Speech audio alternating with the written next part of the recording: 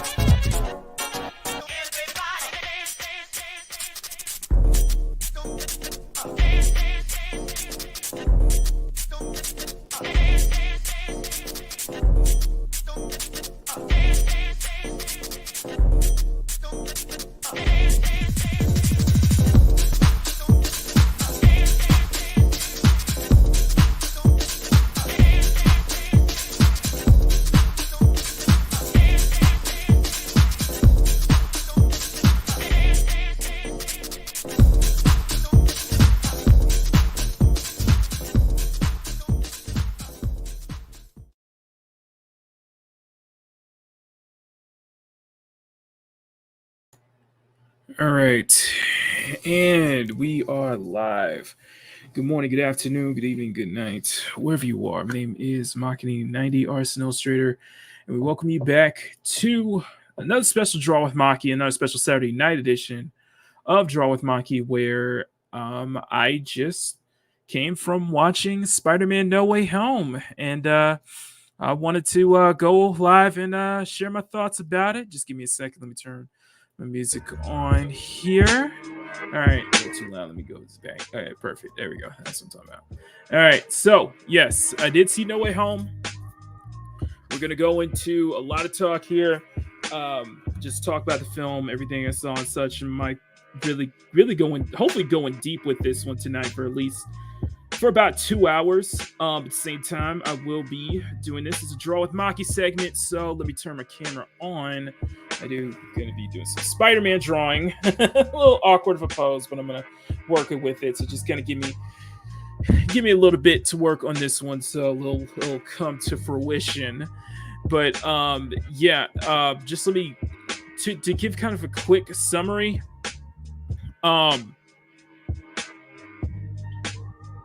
This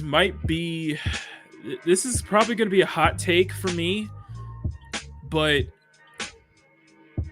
No Way Home is possibly in my top 5 of favorite MCU films. Flying Lotus. It's a possible top 5 contender.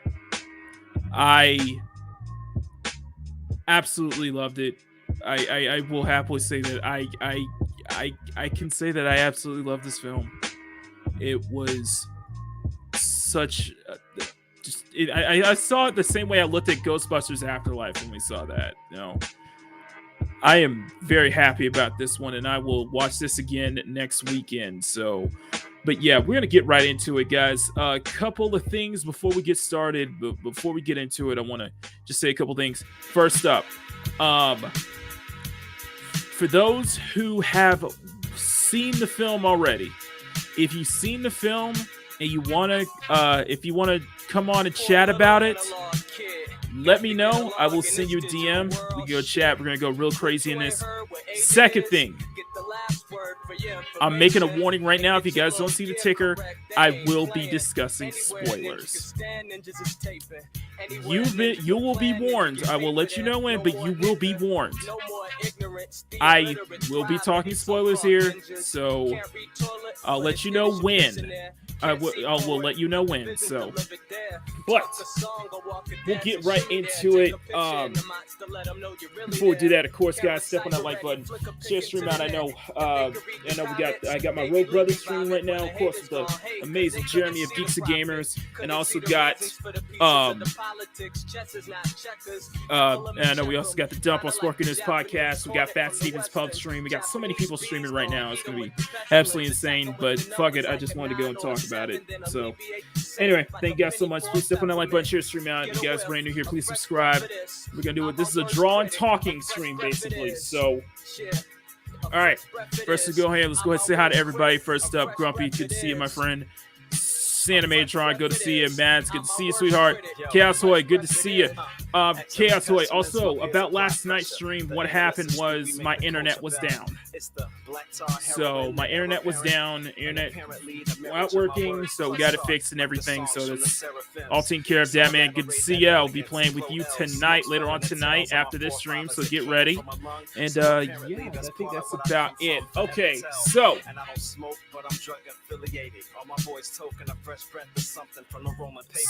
I am coming into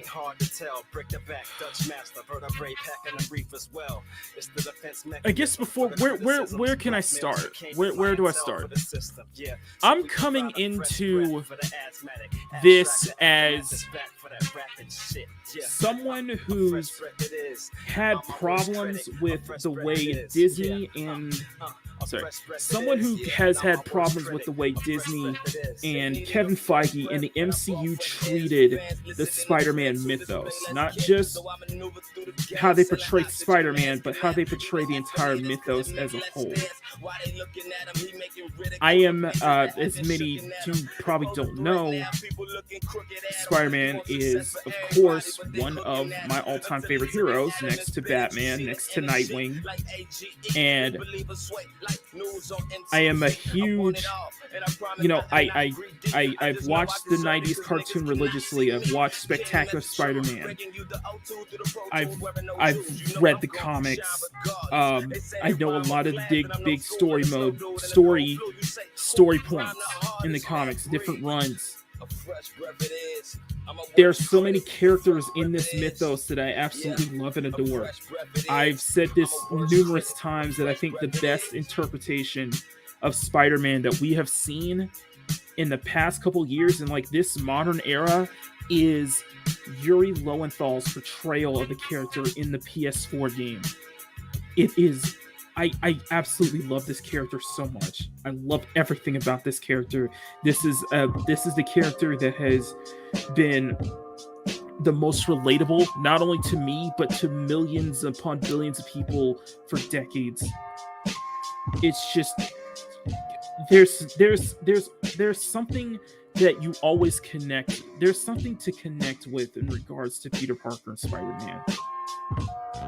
So coming into this, I was not expecting anything that was gonna just like floor me or amaze me. I was actually expecting this film to be good.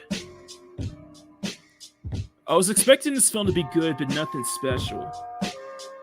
I did not expect this film to win me over the way it did. I really didn't. I did not expect that at all. The first things I want to bring this up, and I think I think this is probably one of the more important things to bring up. One of the reasons why I personally enjoyed this film is that I have had problems with the MCU and how they portray Spider-Man. And this is coming all the way back from Civil War. I've always had problems in Civil War since Homecoming. I give them points for giving us not another origin story, but giving us a Peter who was at least a year or at least had some time in under the suit. I had, and I know I'm not the only one saying this, I know many people have had problems with Tom Holland's portrayal. And the problem is that Tom Holland is a fine actor. He is an absolutely fine actor. It was just the content he was given. He has been treated as, many have coined, Iron Boy Jr., Tony Stark Jr. throughout from Civil War all the way up till Endgame and even past No Way, Far From Home. So it took me, the problem was the material he was given. With that,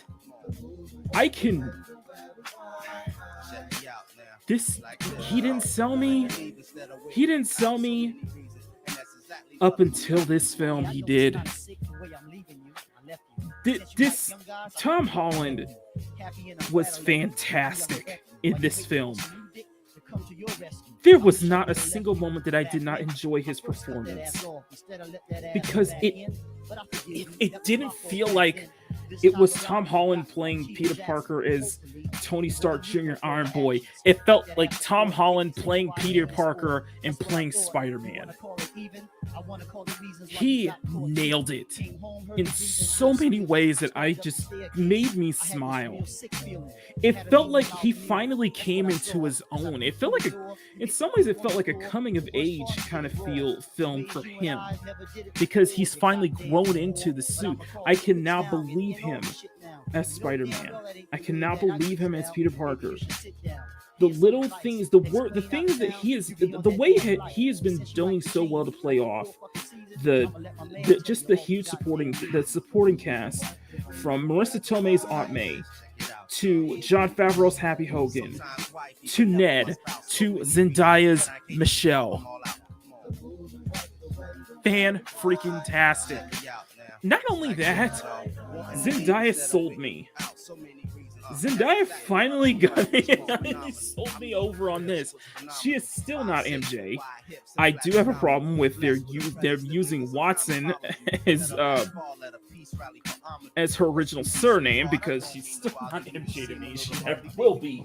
But as her character on all of her own, I really did come to like Michelle Jones in this one. Just a lot of great moments that I think that her and Tom Holland play off so well, and it made it work. Ned had a lot of great moments here as well. Of course, let's not forget Benedict Cumberbatch, Doctor Strange reprising his role, having some really fun. They're like some really good banter from thank you, Mads, thank you. Anyway, there's some really amazing banter coming from just from both Peter and Stephen Strange. It's great. Oh man, where do I start? Just like from the moment of him coming to him about, you know, having to wanting to ask to forget his ask the world to forget his name only for a select few people. That's a good play off of words. And by the way, it's I felt like at the first moment of the film, at the opening of the film, I felt that it was I got very reminiscent of One More Day, which I think they took a lot of inspiration from. I think the director took a lot of inspiration from One More Day, and as well as a few other stories as well. With One More Day, the idea was that Peter revealed his identity post Civil War. Post the Civil War event, Peter revealed his identity to the world of Spider-Man. And when he did, it made him a huge target. What happened was that his Aunt May was assassinated. She was killed by a gunshot wound. Peter goes to Doctor Strange, to reverse the gunshot wound, to bring her back. And for some weird, odd reason, Doctor Strange wasn't able to do it. So Peter goes to Mephisto. He goes to Mephisto to bring his aunt back, but it comes at a cost. He loses the marriage that he had to Mary Jane Watson. I don't go get into details of that. I advise everybody to not read, if you're a diehard Spidey fan, to not read One More Day because it is trash. It is one of the worst Spidey stories ever.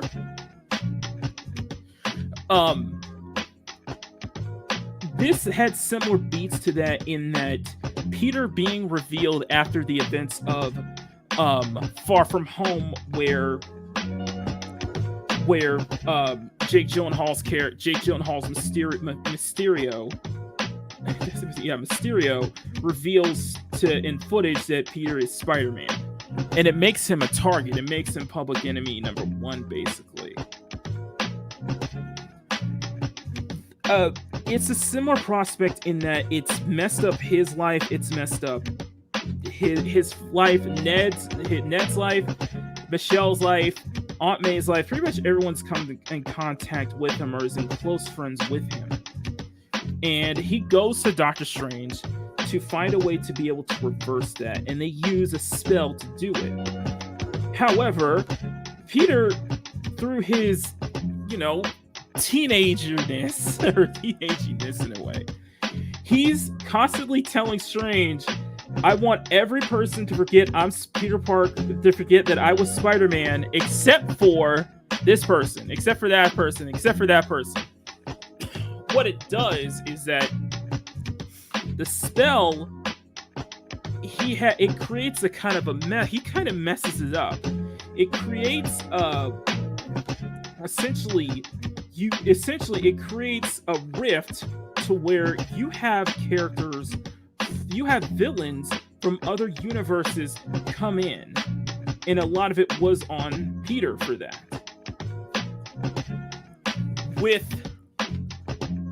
Let's see. It's a good setup. I actually think it's a pretty solid setup, and I think the thing I appreciate was that it does a good job in taking itself. It seemed to take itself much more seriously this time, whereas I felt like I didn't get that out of Homecoming. I skipped Far From Home because of my rule of Endgame being the last MCU film I will ever watch, and my refusal to watch anything that's post Endgame. This was, of course, the exception to that rule. Hang on one second.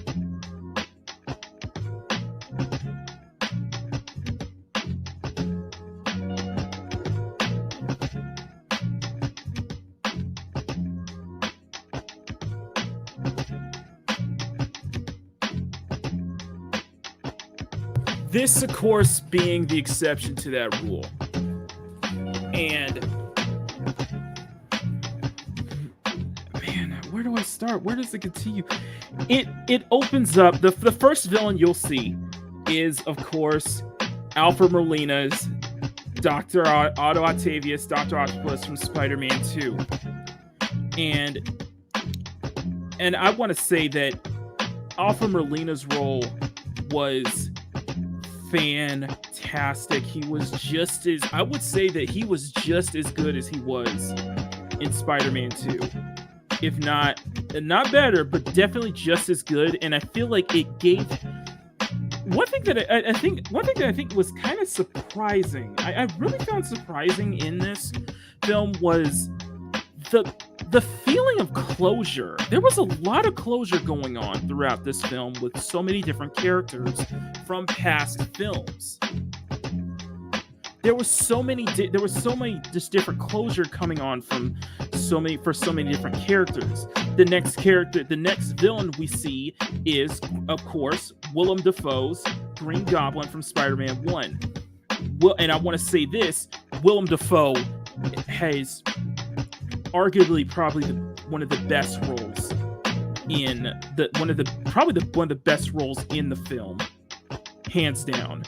The absolute bait and switch that he pulls off and the way he does it is absolutely masterful, and I have to give props to just the fact that Willem Dafoe has always been a fantastic actor.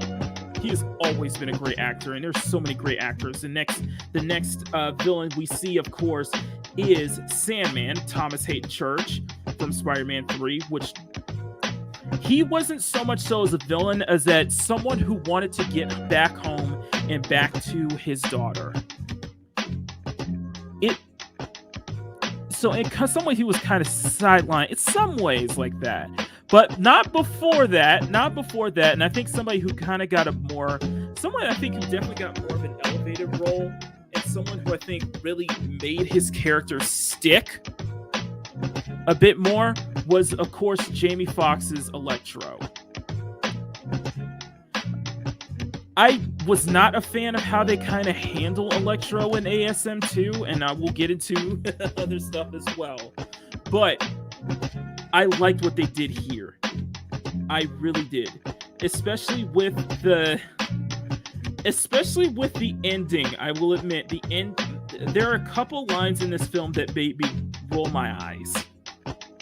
But I will get to that. We'll get to that. So other than that, Jamie Foxx was fantastic.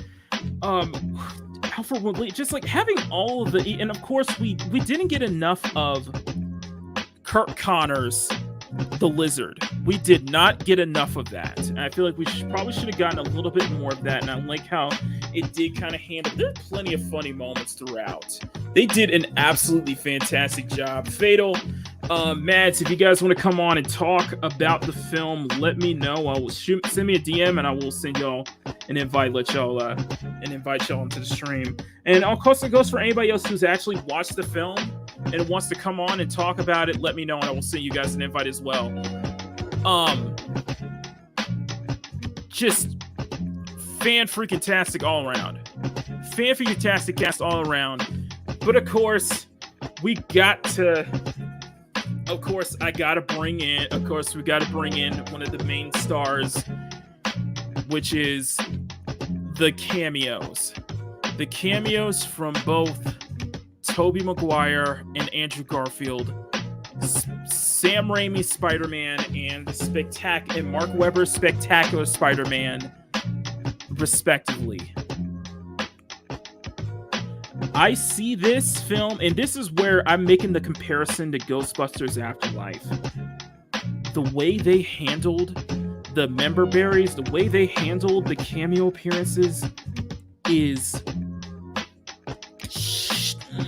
chef's kiss. Like for real?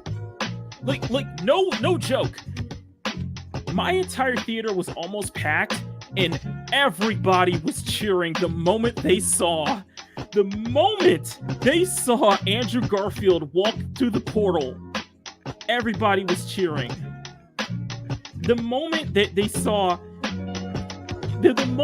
saw Tobey Maguire without his suit walking into another portal where Ned and Michelle are, everybody was cheering. Even me. I was like, oh my god, they did it! They really did it! Oh my god!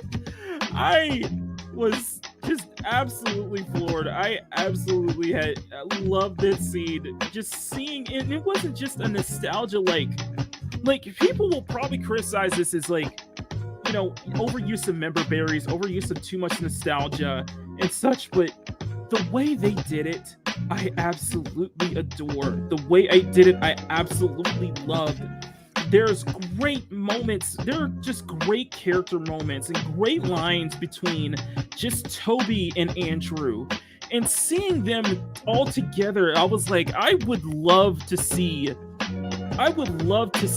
just like a solo standalone Spider-Man film, like a Spider-Verse film, where it's Tom Holland, Andrew Garfield, and Tobey Maguire all on an adventure or something, because they have such great chemistry. Toby and Andrew have great chemistry. I really liked how it felt. Both Tobey Maguire and Andrew Garfield, it felt like their arcs were complete. It felt like they were kind of at peace with themselves, you know what I mean? Considering everything that's happened between the Sam Raimi trilogy, considering that everything that's happened between the Mark Webber's Amazing Spider-Man trilogy, despite I have opinions on Amazing Spider-Man, of course, I feel like when the portal was opened, it opened to a Tobey Maguire, it opened to two Peters who felt like they were more at peace with themselves. They were more in that kind of state. Like you look at Tobey Maguire, it's just like, considering everything that he's been through. I mean, it's just so much, and it's just amazing just kind of see how they are, and to see kind of they're very calm. They're in that state. It was just I had a huge smile on my face seeing Andrew Garfield being as lively as he was. It was such a great, in a way he was kind of like fanboying over both Toby and Andrew was just adorable. I was like, and the way Toby was just, the way he was kind of at peace with himself and trying to be in that kind of that little mini mentor to Tom Holland's Peter was great as well. Like, we'll get into spoiler territory soon, and I'll let you guys know when, but my god, it wasn't just a big nostalgia boner for me.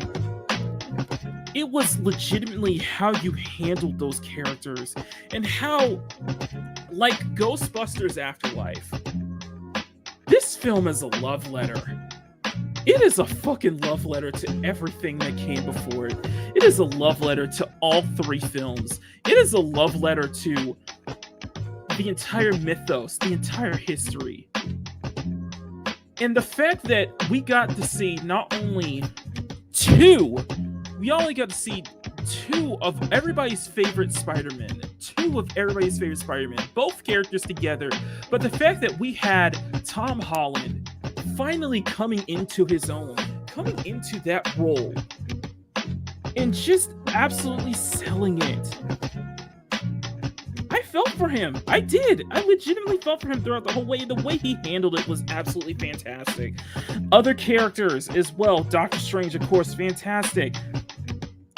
You know, Marissa Tomei's Aunt May,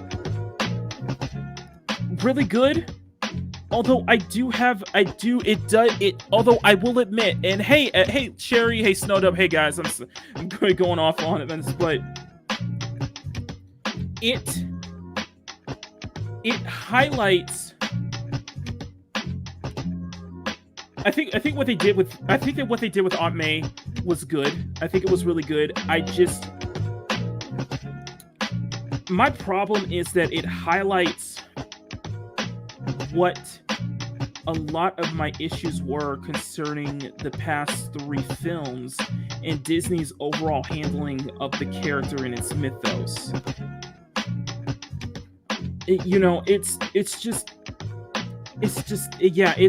great. It's just kind of highlights those problems, and it feels like at the same time, and I don't know, for those who probably have seen it, you guys could probably get the sense that it felt like any issues that were kind of going on with both the Weber, the 2 Amazing Spider-Man films, and even the Sam Raimi trilogy, they seem to kind of iron those edges out. You know what I mean? They kind of did a lot. They tried to iron out a lot of stuff that was going on with both those past 5 films plus the trilogy here with Tom Holland. I feel like they subtly did a lot of little things to kind of not only just kind of bring everything together, but bring a lot of stuff full circle, and to just kind of, bring some closure and just try to edge out a lot of the issues that people were having at the time and such.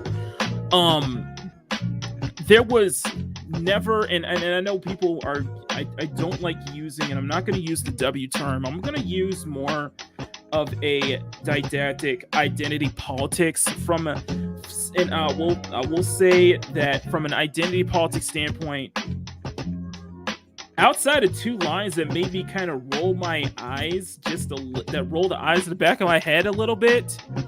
Other than that, there was 0 to none, little to none, and I am very happy about that. The way they handled Doctor Strange's character being that mentor, being kind of somebody who goes, tries to help out and tries to, you could tell that Steven was very, very angry at the way Peter kind of went through this kind of forgetting phase, and the way he does kind of, and it really is a lot of stuff that happens in the film. You can definitely say that, and this is why I say that it definitely feels like a coming of age story in some ways, because it is a lot of stuff that happened. It is kind of Peter's fault, but he's willing to, the fact that he's willing to admit that, and the fact that he makes such a big effort to try and correct that, the way that he went to and trying to help bring all the villains home, reveal just, and try to help fix them in a way, was great. The way I was worried what they were going to do with Alfred Molina's Doc Ock in this one, but I really like how they did that. I really did, especially the ending, which I'll definitely talk about the ending as well. So just, man, this is so many things I absolutely loved. So many things I really, really enjoyed. I don't know if I want to say I love the film, but man, I was happy. I was smiling, man. I was like, I cannot believe that this is a Tom Holland's film that I'm actually legitimately happy about. And there's legitimately things I actually like what they did with it. I did like the changes that they did, stuff here and there. The action, I think, and I want to go into action standpoint. The action, I think, is solid, because we get to see more of especially when you get to the kind of the final fight scene. You definitely get to see a difference in the way, that both, Tom Holland, Andrew Garfield, and Tobey Maguire, the way they are Spider-Man, the way they web swing, the way they handle it, especially the opening fight with Doc Ock, was awesome. It was absolutely awesome, and I thought it was very creative what they were doing. They handled it with a lot of class, and I think that in the fact we got to see Peter utilizing the Stark Tech, utilizing the metal arms, which is actually one of the aspects that I did like about Homecoming, was the fact that Peter's new suit at the time was part of Stark Tech, and the fact that in those little moments where we got to see Peter, figure the suit out and learn how to utilize the suit, was awesome. And I think they did the same thing here in this film, they did a really great job, and I'm very, very, very happy about that, man. Very happy. Jesus Christ. Let's see if we can get some more people in here.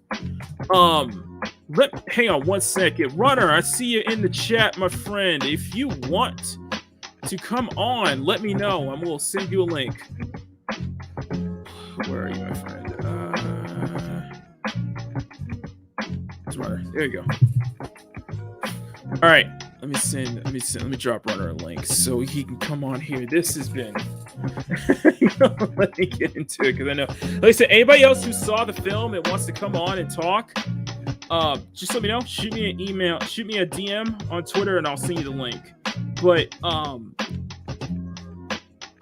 man, the first opening fight was awesome.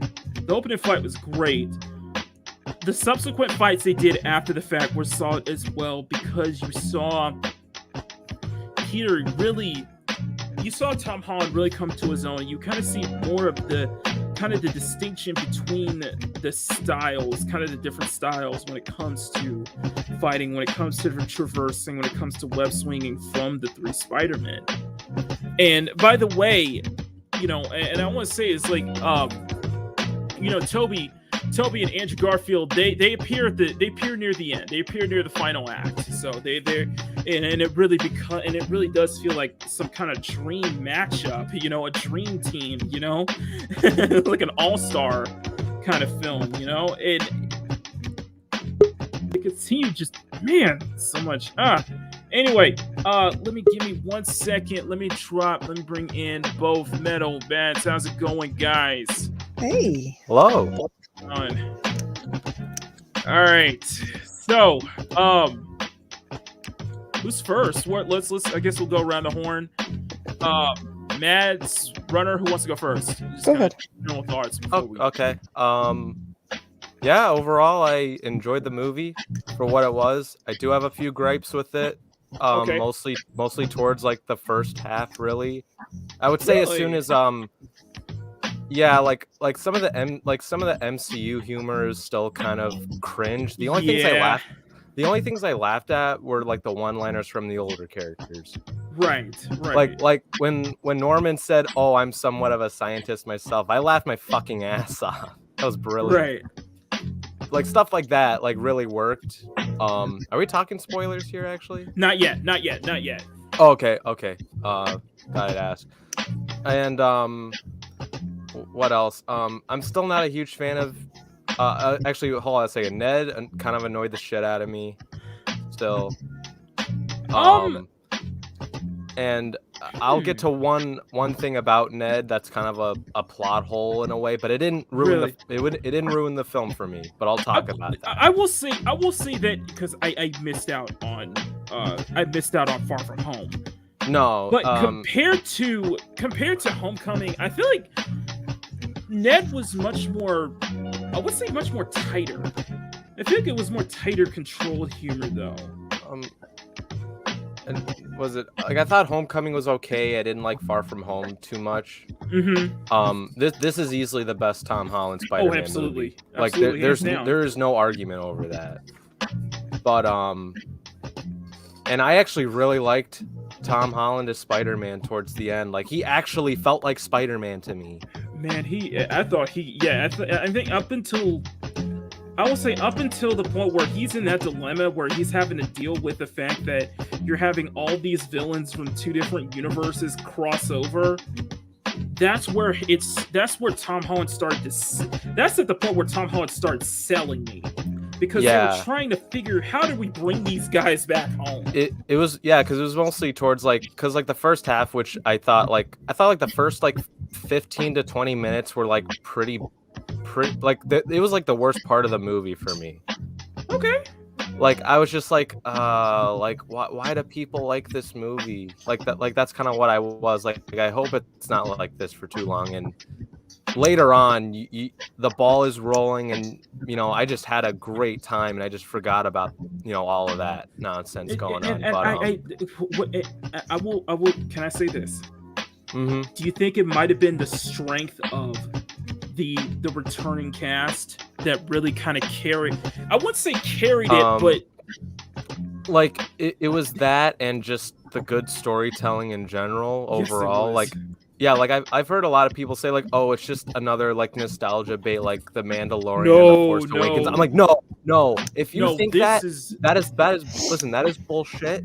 This is actually a good story, because like the difference between like The Force Awakens is it was terrible. Like it was a bad story. It treated the characters like crap, but the returning characters, they were treated respectively. And they used the nostalgia it was correctly. done with so much love, and the way Yes. and I think it was creative about it. The way they did it was very creative.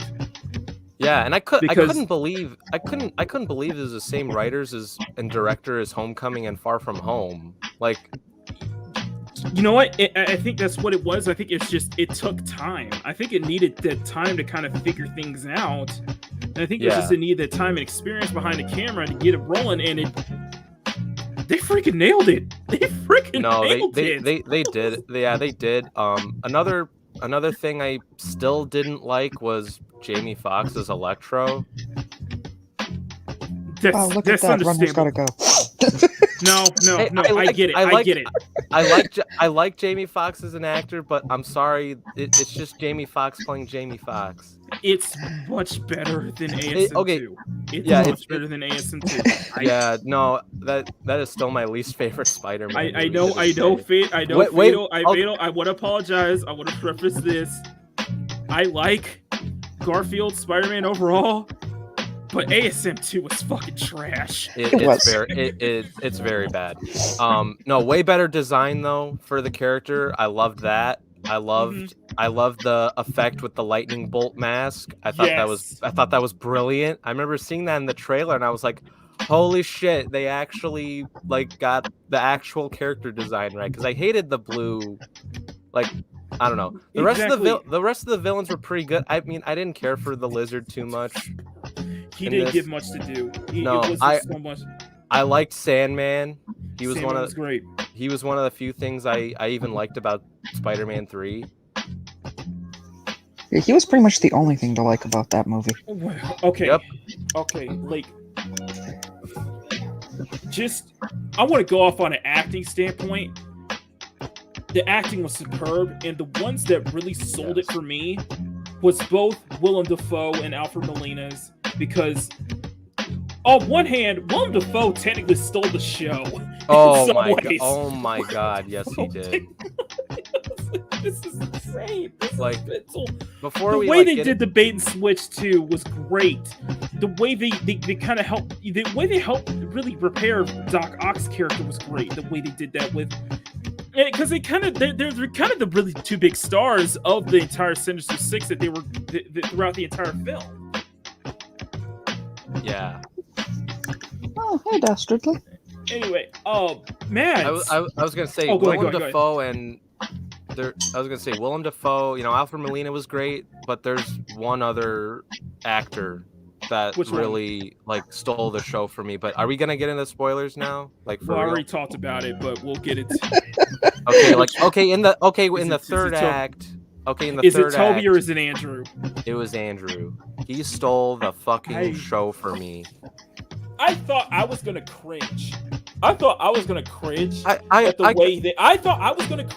way that he was fangirling both Toby and Tom Holland. But it was so adorable and it was so funny to watch. He just gave him a hug. He was like, "I love you guys." That was great. I was laughing. I was like, "This is so great." I was like, "God, I would love to see a standalone film with just those three finally together." Oh my God! I would love that. Yes, please. They have such great chemistry. Sony, if you're listening to this, please do that. That was the best part of the whole damn movie. Seeing those three talk made me laugh the entire time.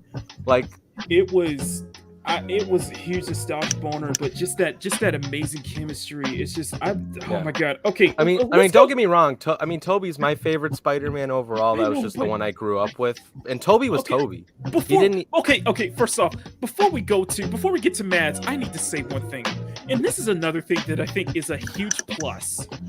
Mm-hmm. they did the one thing that everybody seems to forget about Spider-Man as a character. They forget that Peter Parker is a scientist. Yup. That scene where they're all trying to figure out how to cure each one of the Sinister Six was brilliant. Oh, that was amazing. Absolutely brilliant. The chemistry and another touch I liked was when Andrew Garfield was wearing the Spider-Man suit, but he was wearing the lab coat with that. That's from the comics. That was from the comics. Like I that's love a that scene. And I love that scene. I love that when he tells Peter, it's like, if he just told Toby, was like, you're not gonna go in as some kind of pseudo. You're not gonna go to battle some kind of like. So what's that? I forgot what he says. It's like a pseudo Catholic priest or something. Are you? And he just unopens his shirt to show that he has a suit underneath. I kind of wanted Toby to like rip his shirt off like he did in like the first Superman. 2 movies. Yeah, like Superman. I wanted him to do that. That would have been amazing. But you know, he didn't need to put on the suit when he like first entered in. No, he didn't. No, because everyone knows like that, like it's Tobey fucking Maguire. Also, I want to say one other thing. They did not. Toby and Andrew do not age. No, they don't. Andrew looked the same way he was. No, back in, like 2014. he looked exactly. He looked completely the same. I mean, Toby, I could see a little bit. I could see it, but yet Toby still has that baby face look to him, though. They did a good job making it look like the Tobey Maguire Peter Parker from the Raimi movie. It's like he hasn't aged a bit. It's like man, it's great. Okay, anyway, Matt, your turn. Yeah, I was about to ask if I should just leave the two of you alone with each other. No. Your thoughts. Let's see. First off, as I just put it in the chat, because Dastardly, who is, he's stopping and he's saying someone sounds happy. That's a good sign. I'm like, yeah, I'd be willing to pay to see this movie again. I'm gonna be seeing this movie again next week, so yeah, but y'all know how I feel, how I am when it comes to paying for movies. Yes, I'd actually put money down for this one. Same here. I loved it. That was.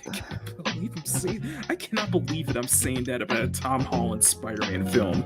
I absolutely no kidding. Like, what the hell? And I feel for Jamie Foxx. I mean, Electro has always been a crappy villain. It doesn't matter whether you're talking in the comics, in the cartoons, whatever. Electro sucks. Right. But they did right by him in this one. They did. They did right by a lot of characters in this one. The only downside is he was better. I'll say that. Right. It's just my least favorite character. He wasn't blue. Like my least. He was one of my least favorite. Right. It's just the two biggest downsides are both Thomas Hayden Church's Sandman and and the Lizard not giving enough screen time or not giving enough of their own arcs to deal with, because with Sandman I can understand because he technically wasn't a villain in Spider-Man 3, and kind of his arc kind of completed with Peter's, and I think with Sandman was kind of more of a misunderstanding. You know what I mean? Yeah, no, Dastardly. I see you going Electro. No. He is a lot better in this movie. He is much better. This is the Electro they should have done. This is probably the Electro they should have went with back in 2014. Not the B-Man group. I agree. I mean, you have that fantastic actor, and what you're going to do? You're going to CGI that's what happens when you get Smurf. Alex Kurtzman to be your writer for Spider-Man. Yeah, it was Klutz. Yeah. Don't forget, it was Klutzman doing those Spider-Man films. Oh my goodness. Yeah, I remember hearing that. Like, I remember hearing that a year ago, and that like blew my mind. I was like, no wonder ASM2 was dog shit. Honestly, part of me is a little sad that they had to go back, because there was a couple I actually would have liked to have kept in this universe. Clearly Tom Hardy being one of them. But, right, we'll get to that. I know. Oh, Electro again. That's one. You know, he didn't. Yeah. He didn't need to go back. You know, as much Okay. as he's a sucky villain. Okay. Anything else, Mads? Was it? There's got to be other things you really liked about the film because you seem to love it as much as we did. Oh, the whole thing. You gotta. Yeah, I'm just like you. I grew up with the '90s and older Spider-Man series. I remember both of the cartoons. And yeah, watch and grow, like starting with the Toby and all of that. And this is fantastic. And I don't know how most of y'all feel about this. I love that they tackled one of the big fan debates. What was that? The webs. Oh That yeah. was. I loved Fucking that they awesome. asked that question. I love that. I was did- laughing did they- the whole time. Did they come out of The way- just your wrists? It wasn't the jokes that got me. It was the way that Andrew. It was the way that both Tom Holland and Andrew Garfield were like, "Holy shit! How do you do that? How is it the fact that it comes? We have to build our web shooters. For you, it's like, I'm like, what the hell?" And No- it's really, no and I one- feel like it's probably hard for Toby Yeah, Maguire like, to kind no, of 'cause- explain yeah, how he got no. natural webbing versus Knowing how many various He's like, let's not talk about it. various stuff has come out from just the organic web shooters. Yeah, that debate. The debate, we'll go with some fan art. Yeah, I love that they actually tackled that. I love that too. That was great. They put in little things. I know you would have missed it, but Mhm. even at the end of it, when MJ is wearing the necklace she was given by him. I Mhm. love that. I'm going to jump back to the I first didn't catch because that. you got to remember, I live for Easter eggs.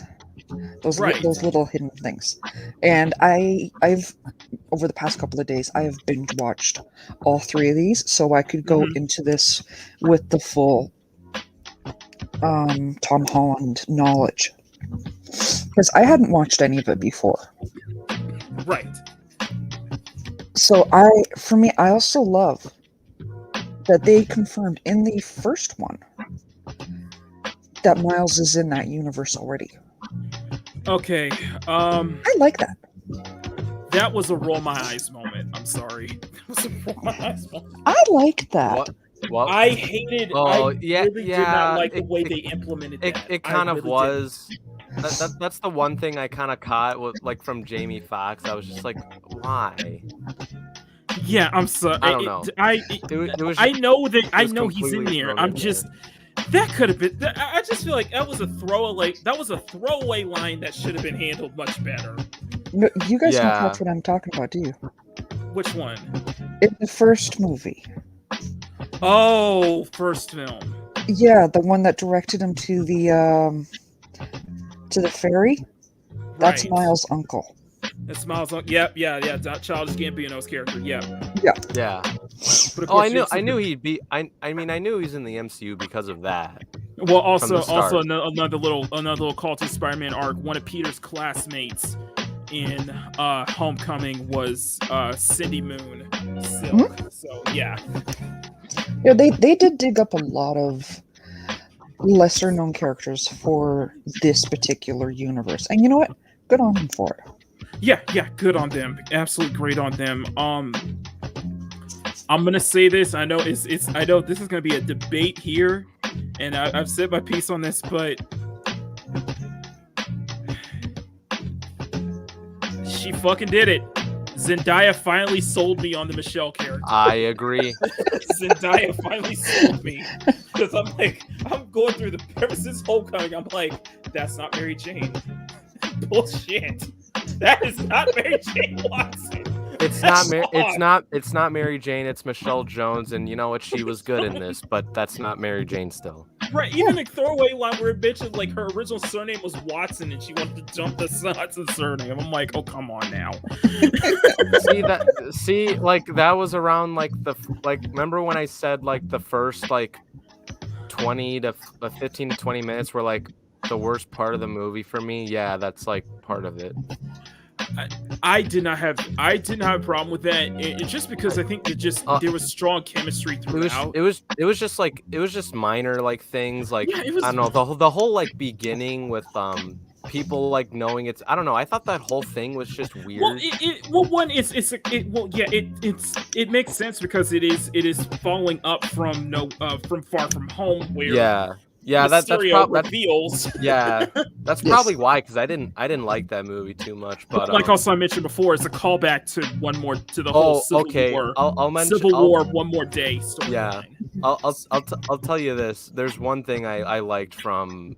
There's at least one thing I liked from those 20 minutes, or at least the 20 minutes. Charlie Cox. I was excited. I was like, fuck Matt fucking Murdock. That was awesome.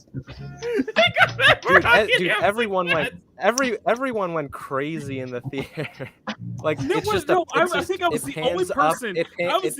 person. I think I was the only person in the entire theater who was just like wanting to just shout out, "Yes, they got Johnny Cox." Yeah, no, me too. When I saw the walking stick, I was like, "Yes."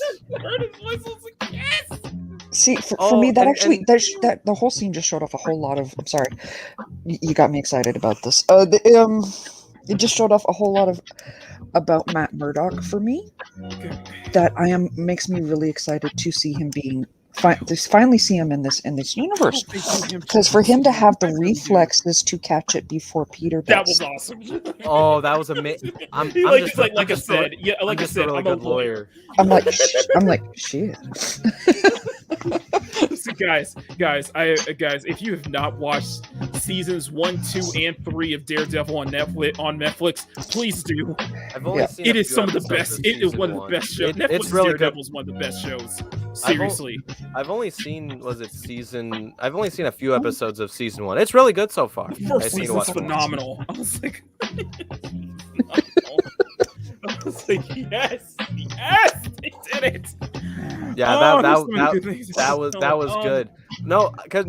Another thing I said after I saw that scene of that shot where he's like sitting down in Peter's apartment with May and Happy, I was just like, oh shit! Like the leaks that John Campea leaked out there were fucking true. He was.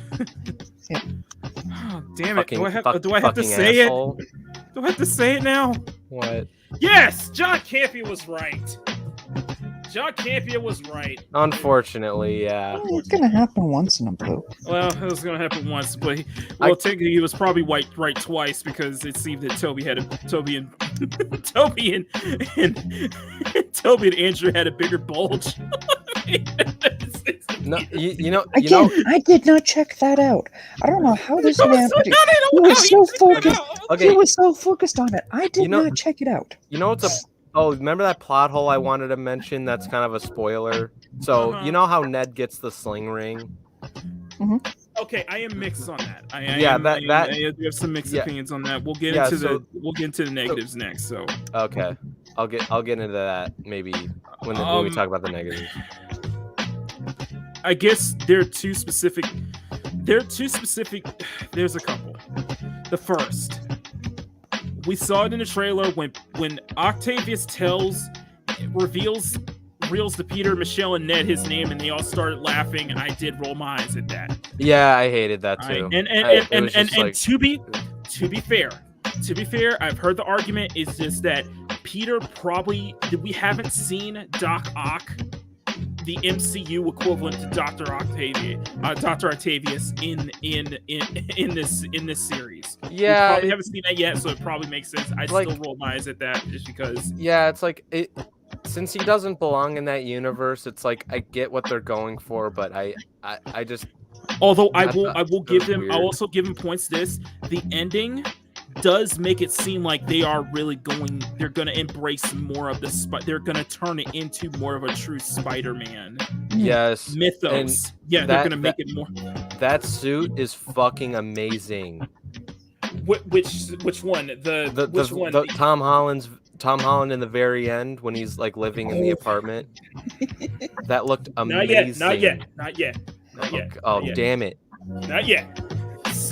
My second gripe, and it's kind of the one that kind of Mads was talking about, and it's kind of the one that I did roll my eyes at that. And it's at the very end when Electro, he tells Garfield that he's seeing him around Queens, seeing all this, seeing him save people and stuff, and he thought he was black. I rolled my eyes at that. I'm like, the line was a little unnecessary. That was unnecessary. It was completely unnecessary. I was like, okay, I get it. I was confused when he said that. We will be seeing Miles Morales in the future. Y'all could have done that line much better. Yeah, like, and then his next line was like, "Oh, I hope we see a black or I hope, like, I hope there's a black Spider-Man in another universe." And I'm like, okay, like that's fine if you're gonna mention, oh, there's a different kind of Spider-Man, different universe, like whatever, that's fine. But the fact that he's like, oh, I thought you'd be black, I'm like, just like, what? It's like, come on now, like, come on now, come on. Now, the third thing, and it highlights one of the biggest issues I have with the MCU's treatment of the mythos as a whole, and that is Aunt May's death. Aunt May alone is controversial when it comes to this. It is, but it highlights the problem because I have said this multiple times that I do not like the way the MCU handles the mythos. We have not seen a single mention. We have not seen a single word. We have not seen a single appearance or even a throwaway line to Uncle Ben. I know, yeah. Not mentioned, not once. I mean, he's Marissa Tomei is fine, absolutely fine actress. I'm just not sold on the young Aunt May trope. Granted, if that was my aunt, I'd be very happy right now. But but still. No, you wouldn't. You would not want to have a hot aunt. You know that.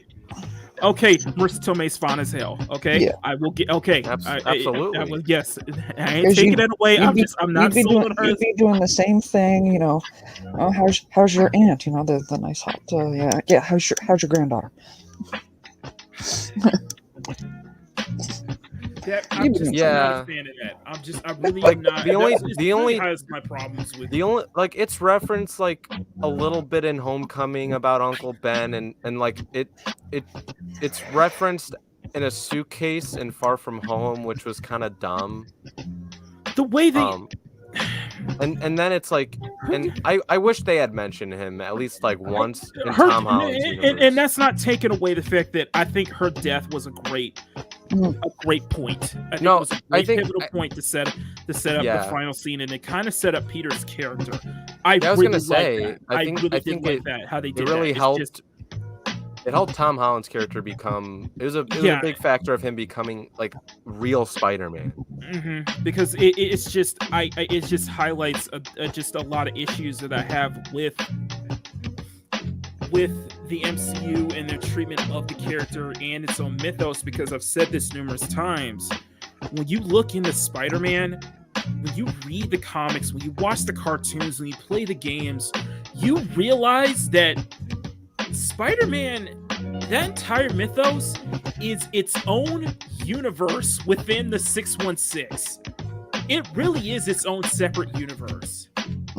Because there's so many rich characters that are so integral to Peter's development, to the Spider-Man character. And I am not looking, and as much as I like what they did with the ending, I'm not interested in seeing what they're going to do, because I don't want to see a bastardization of characters that I personally love. That's all I'm saying. You have a good point, but I am kind of interested just to see how he would do becoming like the actual Spider-Man. Like towards the end, like not a lot of people. Like I remember like the ending when Strange like basically wiped like it's like, oh, like no one's gonna remember you now, and it's like, and I'm thinking to myself like, oh, that kind of sucks, but for Tom Holland's sake, that actually might be a good idea. Now, and another thing, and before we go into spoiler territory, I will say that for me,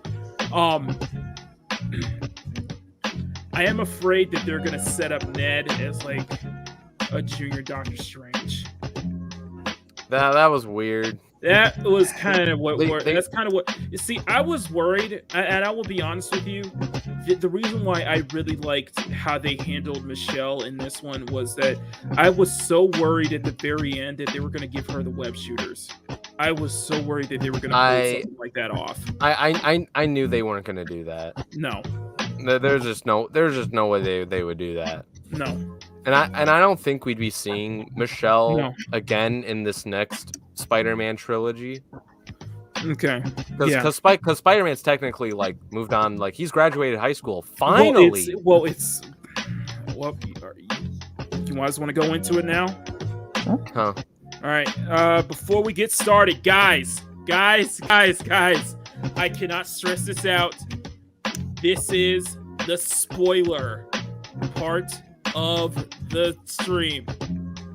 If you guys do not want, if you guys are already sold on this film by our energy behind it, then go see it whenever you can. It's so worth it. Go see it again. But even if you're done, even if you're like kind of over the MCU, yes, exactly. Watch it. That was with me. That was the thing with me, and I'll explain that at the end of the stream. No, but if you guys are looking forward to the film and you don't want spoilers, get the hell out right now. Get out, because it is the point of no return at this point. I'm going to put this in the chat. Spoilers ahead, guys. Yeah. Don't get mad at me. All right. Now,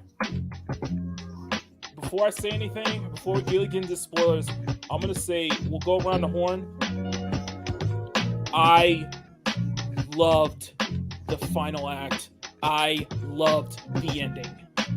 I loved it. Matt? Yes. Okay, now I can actually finally say this, because I did want to disagree with you on one aspect. When we first saw Andrew Garfield, no, he was not complete. Right. He was still struggling with Gwen's death, and they gave him that completion. That was what I'm saying. It gave so many characters different closure. It was able to give closure to a lot of different It was a big redemption for him. Yeah, it was a big redemption. When he saved Michelle, I was just like, because in the second trailer, when MJ is like falling out, they were teasing the whole the death of Gwen Stacy. Yeah, that's what I was afraid they were gonna. And I was just like, I was gonna say like, oh, like Andrew Garfield's gonna save her, obviously. Like I feel like, and it's like, oh, Tom's gonna save her, but he kind of messes up. It turns out it was Andrew Garfield who came. No, that was great, and that was great. I loved that. Seeing him kind of tear up, and Michelle was like kind of confused. I was just like, wow.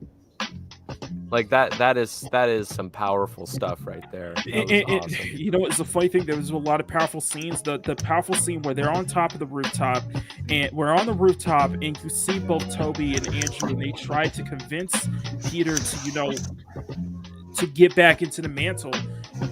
Yes. I wasn't saying that it like hit me in the feels, but I really felt that from both Toby's side and Andrew's side.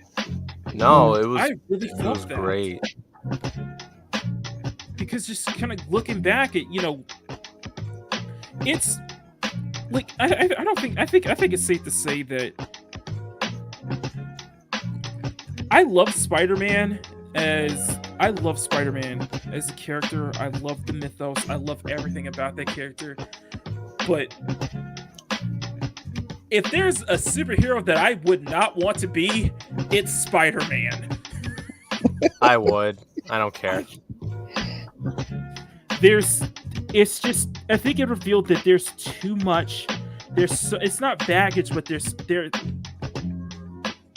a lot of tragedy. There's tragedy when it comes to putting on the mantle. Oh yeah, I mean his personal life wise, yeah. Exactly. But like, and you feel and like what Matt said, I felt that with Toby. I really felt that with Andrew. Yeah, absolutely. And what made me like Andrew even more in this was just because he was in a good movie for once, in my opinion. Well, and there was a moment where he talked about after Gwen's death and after fighting the Rhino at the end of ASM2, he went dark. Yeah, he went dark. He felt he put him in a bad place, and he was reminded of what the great line, with great power comes great responsibility. That's what kind of brought him back to taking on the mantle. I love that. Yeah. It put Andrew in. Andrew Garfield's Peter was in a dark place at the time, and it brought him back. It was just like that. There's a reason he puts on that mask for. Yeah. So, and the same thing with Toby. With Toby was more like. I mean, Toby, it kind of looked like it looked like he had a decent life. It seemed like he married MJ and had kids, kind of thing. Like he kind of had that like grown up, father kind of vibe. Although it did kind of hit me a little bit when Ned asked Toby, he was like, "Did you have a friend?" It said, my friend died. Yeah. Died in my arms. I was like, oh man, that was deep. That was deep. That's still a rough scene from that movie for me. Mm-hmm, it is. Yeah, it was. No, but like kind of the beginning of the Statue of Liberty scene in the third act where they're they're trying to fight like Lizard and because at first, hold on a second, like at first they were like.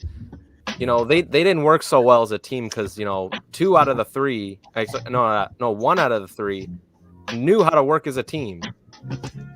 The other 2 didn't. And then they like had that talk like, I've never worked with a team. He's like, yeah, me neither. And then Tom's like, I have. I was in a team called the Avengers. And then Toby's like, oh, you were in the Avengers? That's great. What's that?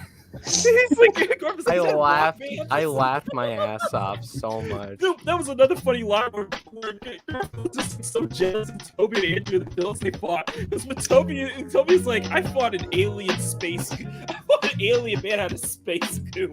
Oh yeah, he's like an alien space who took over that. And then Andrew's just like, I'm kind of lame. I just fought a Russian dude with a rhino suit. Toby's like, no, you're not lame. You are amazing. Yeah, that was great. That was so great. I mean, that's one of those ones. That's one of those scenes I really hope they pick out and they meme the hell out of it, because that is the ultimate scene for positive self-talk. It is. It is. It really is. Where they're sitting there, they're telling other versions of themselves how awesome they are. I'm like, everybody needs this experience to hear it from themselves. It's a great. That entire scene where they're in the lab was a great scene because of the banter. Because you just learn about so much about the other characters and how they would interact. It was just like. What are your thoughts on the whole Peter 1, Peter 2, and Peter 3? That was funny. That was hilarious. It was funny. It was funny when Ned was like, "Hey, Peter, yeah," and everybody's like, "Yes." No, yeah. That Peter. No, Peter. What really got me was when they said Andrew was Peter number 3, and he's like, "All right, Peter number 3, not offended." That's what I'm like, guys. And then like sarcastically, he's like, "All right, Peter number 3." Like seriously, like Sony, seriously, if we get some kind of standalone film with just those 3, please make that happen. If we could make that like a Spider-Verse film with just those 3 together, that'd be awesome. Yeah, yes, please, like that's gonna make so much fucking money, like right there. And I think I was the only one who was just having a huge orgasm. but it was the moment in the final battle where they put on the suit, and then you have that shot of all three in full suits standing atop the Statue of Liberty. I had a nerdgasm. Me too. I had a nerdgasm. That whole scene where they're like they start running, and then they like flip, they like jump and flip down, and then they all swing. People were cheering the moment they took off. They Once they took off, everyone went crazy. Yeah, once they took off, I was just like, this is fucking badass. You can't get more awesome than that. I'm like, holy shit, this is insane. Like, after seeing that, I was just like, yeah, everything else I've seen from Phase 4 ain't shit. Now, I want to say this. I was surprised, but I was very relieved at the fact that, one, I was expecting when Toby stopped Tom Holland from stabbing Norman, yeah. I thought those rumors were true that Tobey Maguire's Peter was gonna die. I admit I was relieved that didn't happen. I was relieved. I was like, I almost had a heart attack. I almost had a heart attack during that scene. Yeah. Like I remember being in the theater. Like, was it when Norman stabbed it? Thank God it was his back. Okay. Yeah, it was his back. It was like I remember being in the theater like, no, you didn't. No, you fucking did it. I was so mad for a second. Yeah. No, they didn't. I like that. It was like, oh, it's bad. I was like, oh, thank God.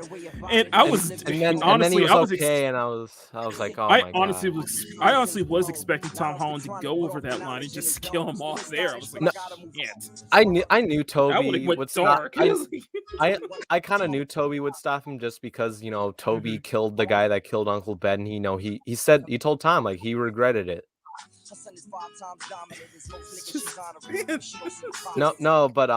No, I'll admit that whole scene where Tom Holland went all ape shit over Green Goblin, that is some of the best acting I've seen from that guy. That was one of the best. That was one of the better fights. That was one of the best.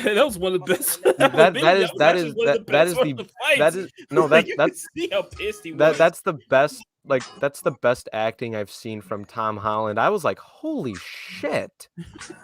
You know he is pissed. You know how pissed off he is right now, and he was going to kill him. That's what I thought was going to happen. I mean, he was in set with Willem Dafoe and Alfred Molina. To be fair, that apartment scene, Willem Dafoe was just bodying his ass. He was bodying his ass the entire time. He was. Damn. Watching that fight, that first fight between them, where he's throwing Tom Holland around, and all I'm thinking is hearing about the stories of how many bruises Tobey Maguire walked away with. Right. Because his suit had no padding. No, it didn't. Well, yeah, that was the funny thing. It's like you can see kind of the difference in kind of Spider-Man with that. It was like you could tell that like Garfield's suit was a little more padded.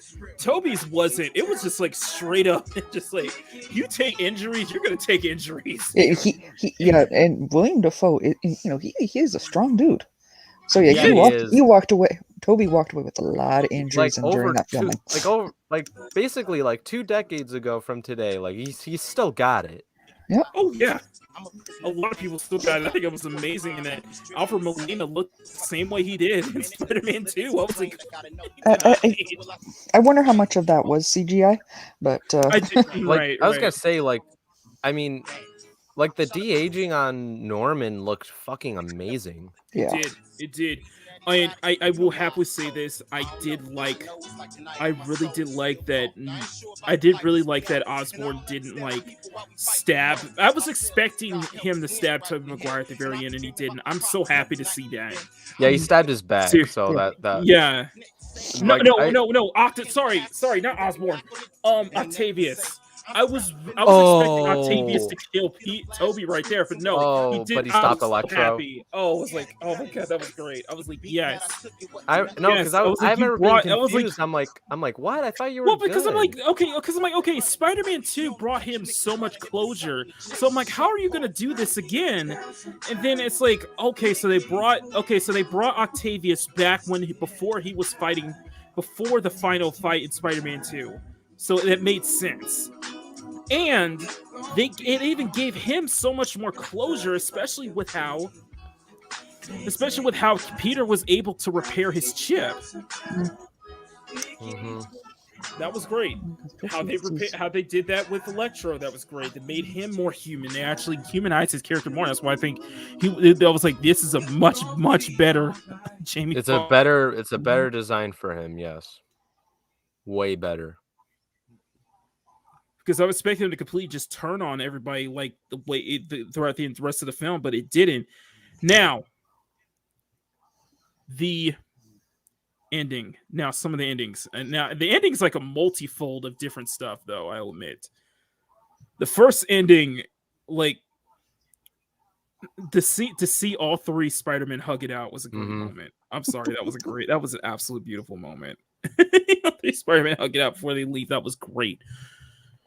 To make that realization. That was great. And after this movie, it really it made me really appreciate all three iterations of Spider-Man. I mean, I'm still not like it doesn't change how I kind of felt about Tom Holland's iteration in like the previous movies. I mean, I liked him in Civil War and Infinity War, Homecoming, and was it Far From Home? He didn't feel like Spider-Man to me.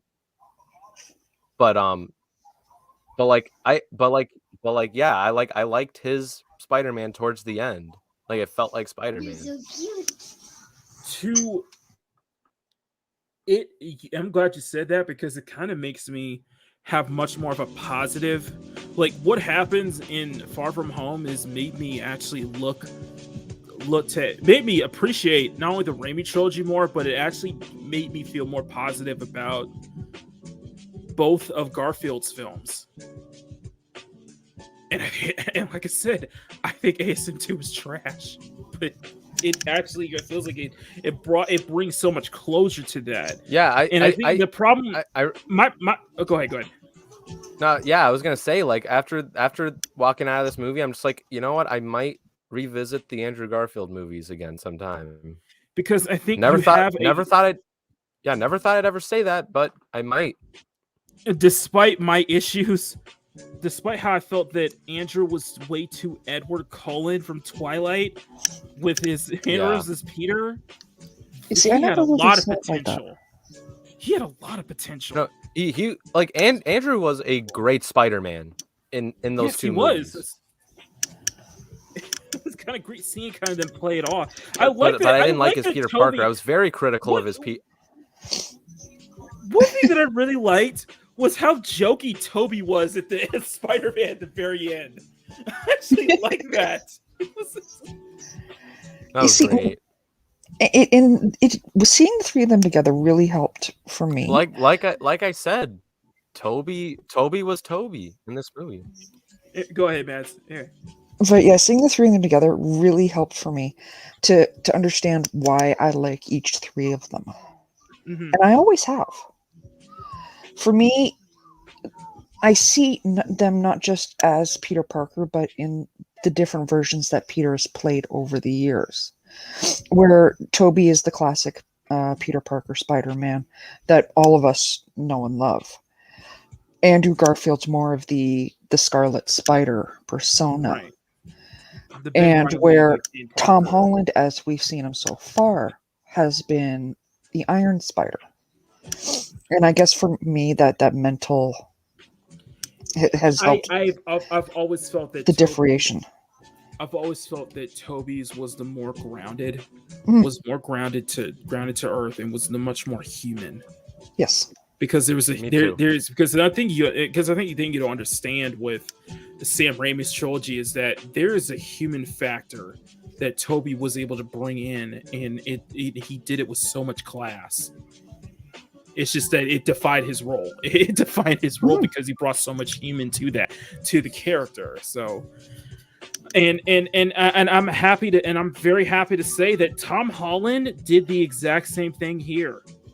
He actually made his Peter feel a little bit more grounded, a little bit more down to earth. And I think what was neat is that I think that's what the thing is. I think the director understood that he can't go through this entire, like, his entire time. Like, Tom Holland cannot go through his entire time in the MCU being just Tony Stark Jr. That there's a human factor when it comes to being Peter Parker. I mean, that was largely the central focus of the movie that you missed. Although I will admit there's a funny line that I liked. It was like where Peter's like early film was like, I'm world famous and I'm still broke. Still broke. It's like being a Canadian supporter. Hey, what you were saying, Matt? Sorry.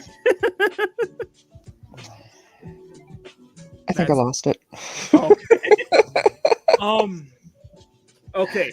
So the second, I guess you could say, the ending. The ending. I really like how they set it up.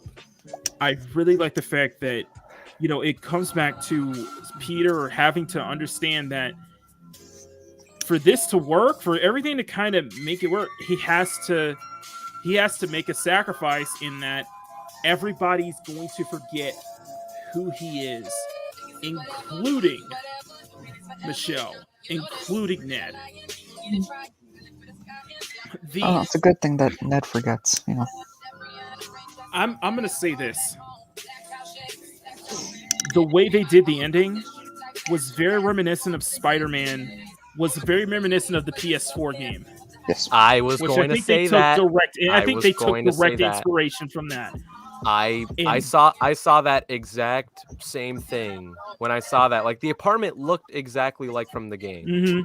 They clearly took inspiration from the PS4 game. I was actually pretty happy they did that, because for the longest time I've said that's the definitive, like, live action Spider-Man. Yeah, that, like, Yuri Lowenthal is the definitive version to me. Like, that is the best. And I could say that ending, the way they did that entire ending, from Peter going into the coffee shop and both Michelle and Ned not completely forgetting who he was. That was beautiful. Him going to Aunt May's grave was beautiful, especially that dialogue between him and Happy. By the way, that was beautiful. Hot Toys needs to make.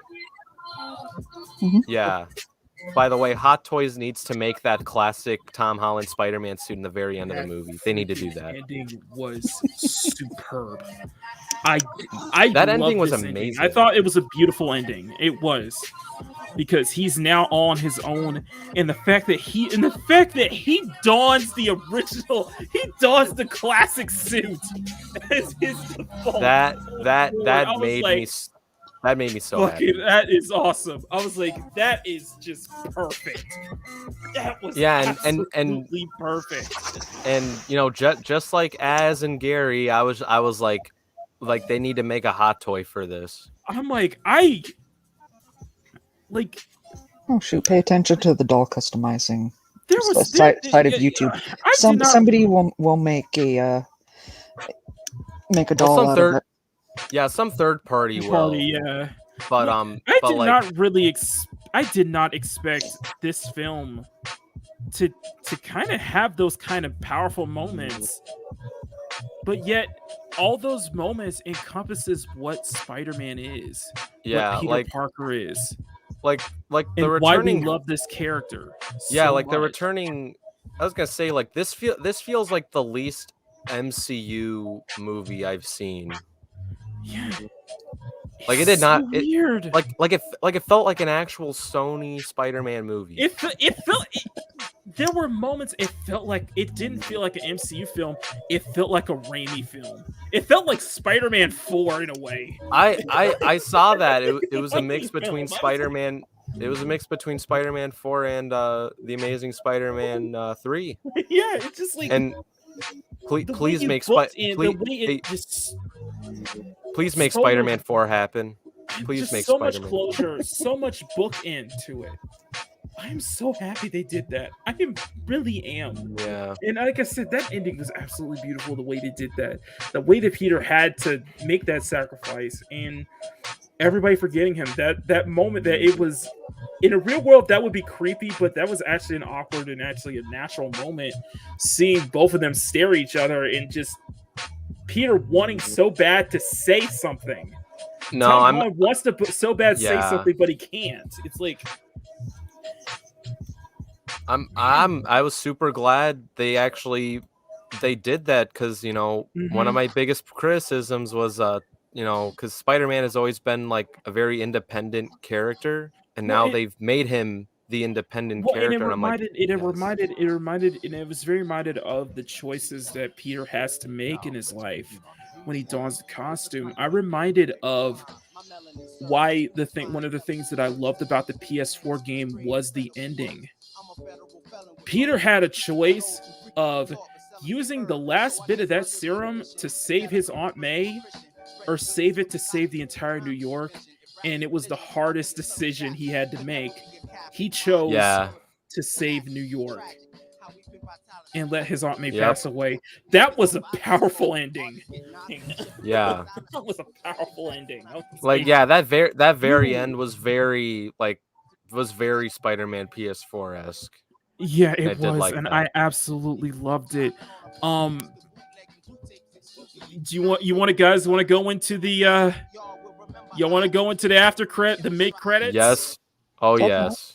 Funny. That was funny. Yeah, Tom Hardy. His Venom was in the end credits. That was cool. My only disappointment. Yeah, my only disappointment with that is that because I saw Venom 2 in the theater. And, you saw and cards, and I saw the end credits, and I'm like, oh shit, like he's in the MCU now. Like, is he going to be like in Then they bring him back. It's like yeah, but like it's like he got kind of wasted, even though that scene was kind of funny, where he's like, so you're telling me a guy like with a tin man suit saved the world from an alien invasion or whatnot, and he's like, and then there was some big green guy named the Hulk. And you thought Lethal Protector was a shady name, but I burst out laughing. That was great. That was cool. And then I love Venom. But I was the only person in the theater when you saw that little drop of the symbiote goop still on the table, and I was like, oh shit. I was like, they're gonna do it. It's gonna do the next they're gonna do the symbiote storyline. So we're probably gonna see Eddie Brock in either they're gonna find some way to bring Tom Hardy's Eddie Brock back into this, or we're going to see a future the Eddie Brock in this universe. Okay, yeah, I was gonna say I don't want it to be that Flash Thompson. That Flash Thompson sucks. No, yeah. And that's one thing I want to bring. Before you go to Mads, I want to say one thing. Mm-hmm. That ending was great, but it also felt like a reset. Me too. It felt like they hit the reset button. They did it right. They did it right. It was like, it felt like they hit the reset button on everything, because it's like, okay, now we can do it properly now. We can do a Spider-Man that's a more proper MCU Spider-Man than what we got with the 3 films. It felt like a reset button, but done in a very, very tasteful way. Well, they did take a lot of the criticisms that people have been saying. Like, I can't count the number of times I've heard Damaj and I alone talk about when will they finally let Peter graduate. And they did. Yes. I was in that camp too. I'm like, they got to move him out of high school. Because that was my biggest problem with Andrew Garfield, is like, why is he still in high school? Like, he looks like a grown ass man. I was gonna say, I did laugh at the whole high school scene. I was thinking of Runner. I was like, man, if you were Spider-Man and you're revealed to the whole world, what would your last days of high school would be like?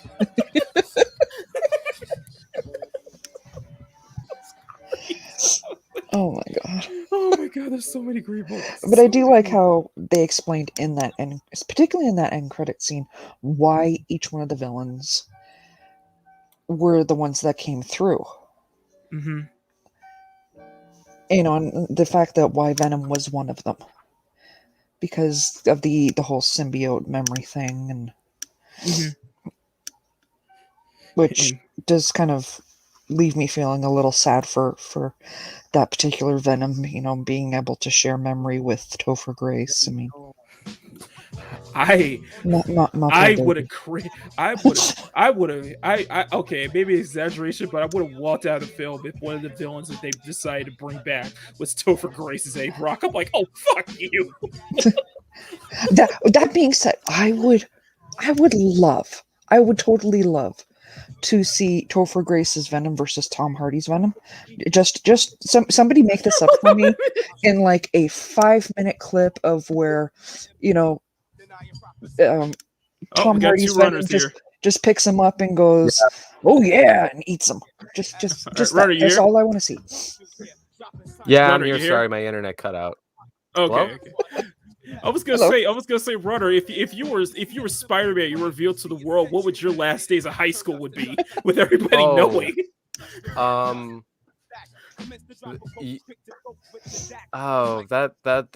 That's a weird question. I'd probably be the most popular person in the school because I've never been popular ever in high school. I'd probably be everywhere. People would notice me like that. That's the only thing I'd really gain from that. Right. It was funny how they did that. And one of my criticisms was like, why is he going to school if people know he's Spider-Man? That was one of my things. I'm just like, why? The way they handled that. I actually like the way they did that because they did that with, with the fact that because both Ned and Michelle are associated with Spider-Man, they can't get into colleges now because of that baggage. Yeah. It's kind of the thing that's that true. I hate bringing this up, but it's kind of the thing where you see, like, when you're revealed, in a way, Spider-Man being revealed to the public, Peter was basically canceled he was. Because you hear that line that Matt Murdock brings up is that, you're going to have to deal with the court of public opinion now that your face has been revealed. So technically, Peter was canceled on a larger scale now. Yeah, he was. Because I would have think he would have to deal with a kangaroo court. You know what was funny? What was that? You remember when Flash Thompson had his own book called Flashpoint? Fuck, I was like, I do not like that version of Flash. I don't really like don't. that version of I Flash, really but that took a shot on the new Flashpoint movie coming out with Ezra Miller. I'm sorry, like they have no, like, because No Way Home is kind of like that movie in a way, but like all they have really is Michael Keaton. Okay. Listen, don't let Ezra hear you say that because he'll choke you out. Yeah, evidently. You want to fight?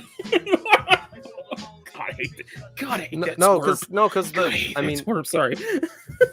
Go ahead. No, I mean, I was gonna say, like, because I felt like that was a shot at Warner Brothers. Right. That scene alone, I'm just like, oh, that Flash movie is fucked. Listen, and I don't want to get into that subject because it's not what this stream's all about. No, I don't want to get into the subject. The fact that I think the MCU is going to be robbed of the MCU is robbed of a really good character as Flash Thompson. For those who don't know, after high school, Flash Thompson joins the army. He becomes paraplegic. He loses both his legs, and he actually takes the Venom symbiote, becoming Agent Venom a while. Yep. And it's a fantastic run. and it's just this amazing. You see this amazing bully character do a complete 180 for years, and I feel like you ruin, and I feel like your MCU is missing out on such a great Flash Thompson. I agree. Anyway, like what's his name that played Flash in which one? The Raimi ones. He played Deathstroke in the Snyder Cut. Wait, Joe Manganiello. Wait a second. That was Deathstroke? Yeah, you didn't know that? Holy shit! I did not know that was Joe Manganiello. It's Flash Thompson. Yeah, that's him. That's insane. He would have been great. That would have been great. Yeah, he would have been great as Agent Venom. Mm-hmm. I was just like, I was not a fan of that. I'm just not a fan of that. Mads, are you still here? You still with us? Yeah, I'm still here. Okay. What about the trailer at the end? So the trailer credits for Doctor Strange in the Multiverse of Madness, and that's what we're setting up. It gives me a little bit of hope. It gives me a little bit of hope, and I'll tell you why. And that's because okay. I want to preface this that this is probably No Way Home is probably it for me. I was willing to bring. Me too. So so for those who don't know, I made a rule that I'm not interested in the MCU after Endgame or anything interested in anything that's post Endgame or post Infinity War MCU content. Black Widow was supposed to be my exception to that rule. However, unfortunately, because that film was delayed in development hell and back, I lost interest. That film should have been released way earlier. So I was willing to break that rule. I was willing to break this rule for No Way Home, and I'm glad I did. But that's it for me. I'm done with the MCU after this. I'm not interested in anything else. But however, there's one aspect of the Multiverse of Madness that I did like, and that was the moment we see Wanda, and she admits that she has messed up. Yep. And that's reference to, and I feel like that was them secretly retconning or secretly making amends for what happened in WandaVision. I was kind of glad they did that, and listen, you got to remember Sam Raimi is directing this by the movie. way, I have not watched. By the way, I have not. I have stuck. And Mads know this. I have steadfast stuck my word about this. I have not seen a single thing since Endgame. I have not watched a single thing. I have not seen any of the Disney Plus. All I've heard was from word of mouth from you guys. Yeah, like WandaVision, it was pretty cool for the most part, like until like the end, and then it made me like dislike it because it just completely wasted my time. And yeah, that ending, I'm just like, okay, because Doctor Strange was supposed to be in the end, but Kevin Feige, like what he said, let's not go in there. Yeah, he's an idiot. And anyway, no, I mean, here's the thing about the trailer. Mm-hmm. The darker vibes were I did like. No, I only liked them just because they were a little Sam Raimi-ish. Mm-hmm. And that's what I like. Like, you've seen like The Evil Dead and like Army of Darkness and stuff. I've seen bits and pieces of it, yeah. Oh, okay. Because have you seen Darkman 2? Because I have not. Evil Dead 1 and 2, Army of Darkness. I have all these on Blu-ray. Darkman. Like I'm a Sam Raimi fan. Right. I'm a Sam Raimi fan. I mean, it all started with the Spider-Man movies, and then it was like Evil Dead. I'm a Bruce Campbell fan too, so I'd be interested to see who he plays in Doctor Strange, Multiverse of Madness. Like the Sam Raimi aspect, I like. Right. And I think he's perfect for that because like Sam Raimi knows Steve Ditko. Yes. And Doctor Strange and Spider-Man, like those are like Steve Ditko's an important part of those two characters in general. I'm into that. So I think it's perfect. Like it was great that they having him direct it, but the only reason I'm like kind of worried is because from word of mouth from like our friends like Culture Casino's been up top of this stuff.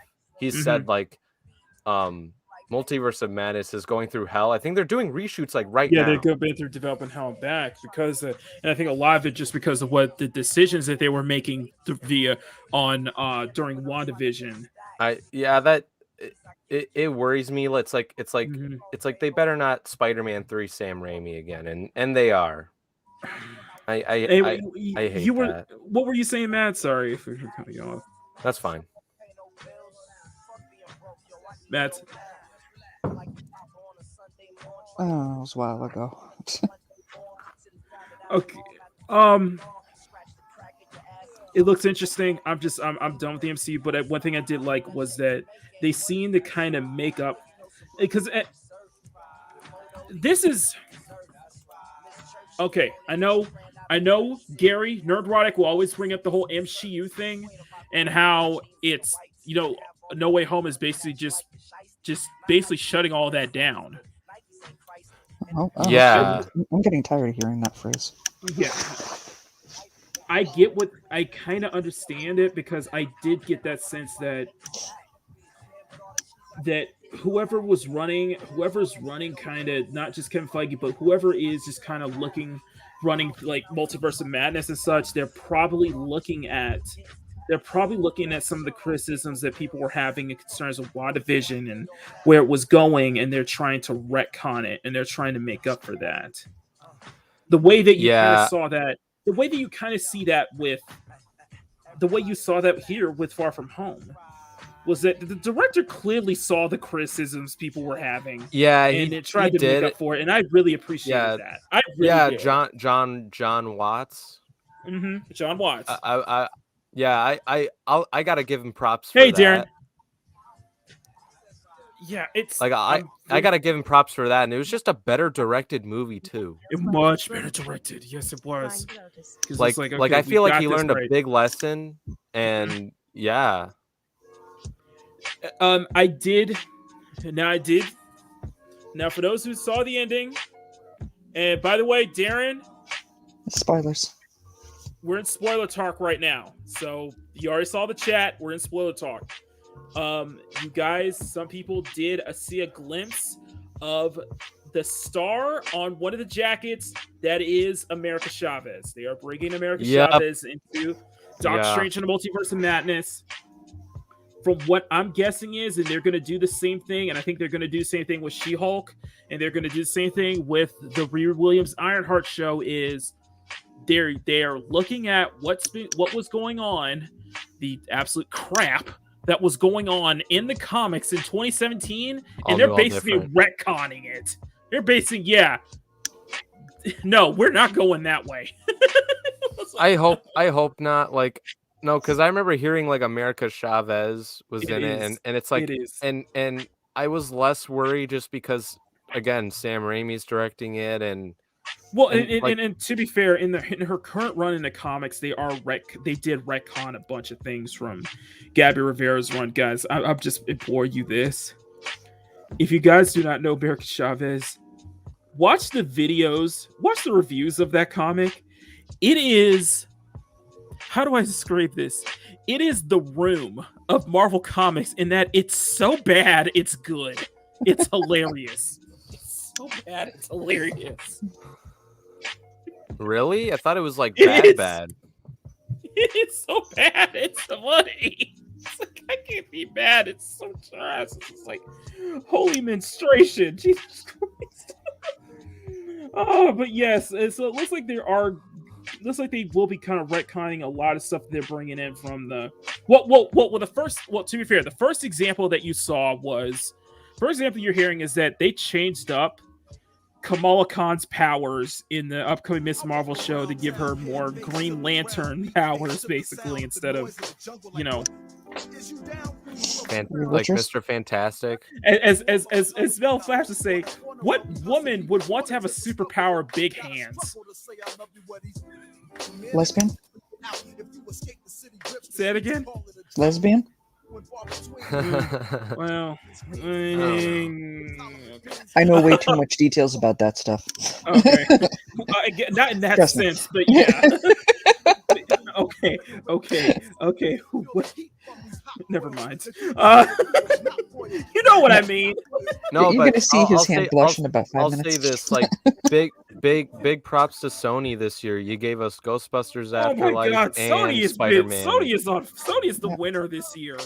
Holy Yeah, no, this is their year.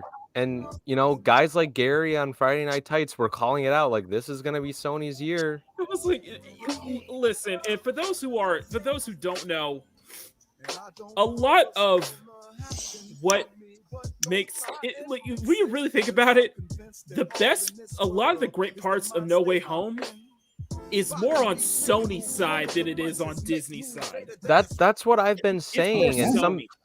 that's what I've been saying, and some people say like, oh, it's still part of Disney, but it's like, okay, but like, remember they did a new contract. They said Sony would get 75 and Disney is 25, because if you know Victoria Alonso, she's been full ahead of the Disney side of things. I admit I did kind of.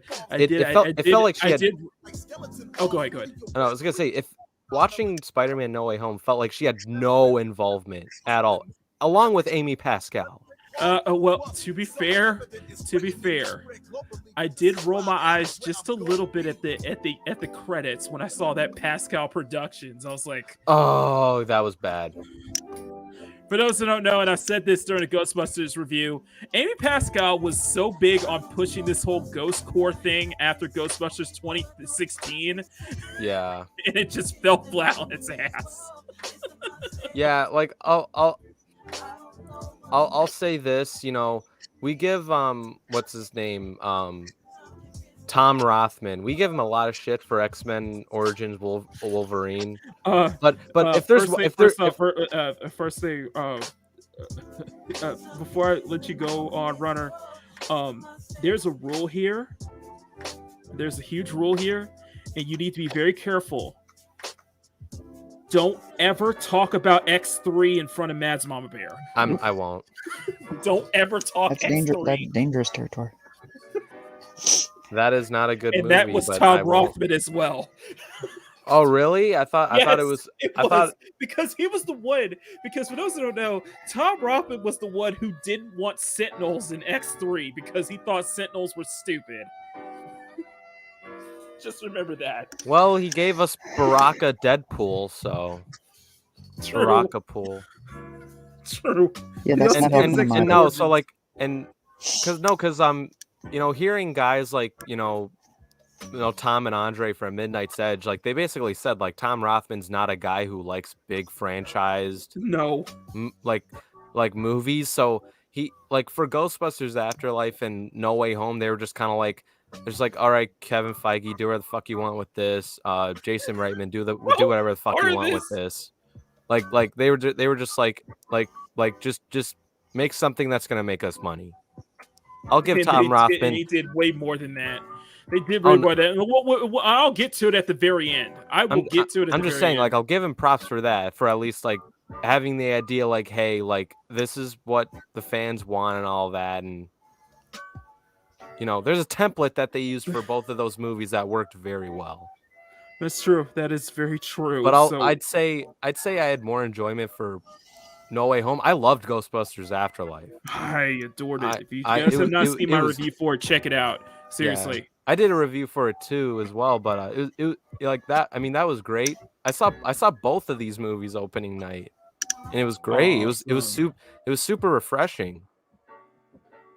You know what? With Sony, kind of, it gave me a thought. With Sony really kind of being on fire about this and seeing them, whatever momentum they have, I wouldn't be surprised if we saw some kind of Ghostbusters Spider-Man crossover in the future. That would be interesting. Like, it's like I trust Sony more, going with the Tom Holland direction than Disney any day. Right. Because I feel like Disney would screw that up and make him Iron Boy, but like Sony, they might do a better job. Oh, by the way, I don't know if you guys know this, but in the PS4 Spider-Man game, the Ghostbusters firehouse is in the map. It's actually an Easter egg. Firehouse. Yes. I did not notice. I looked this up. I was like, oh my god, the Ghostbusters firehouse is here. See, I'm rubbing off on you. No, I'm trying to remember if I saw that. No, because we're talking during the Afterlife review. I was talking about the fact that when Dan Aykroyd was saying that after the program fell over, that they basically turned the firehouse into a Starbucks. And that's what's going on for the whole. We see like I stand by sequel where they're back in New York and they have to work under a Starbucks. I stand by it. I want to see that sequel. Oh, who wouldn't? I would love that to be a TV show. I don't even remember the name I had, but it was clever. Just go back and watch the stream we did. It probably But yeah, it was Dante something. Yep. But yeah, it's just, man. We're going for nearly 2 hours on this, and I feel like there's so much more I could talk about, but I gotta get go. But I got some more streams to do tonight. But man, this is, I can't believe they did it. They freaking did it. You made me believe in Tom Holland's Spider-Man. Yeah, you actually made me. You actually made me believe in Zendaya's character.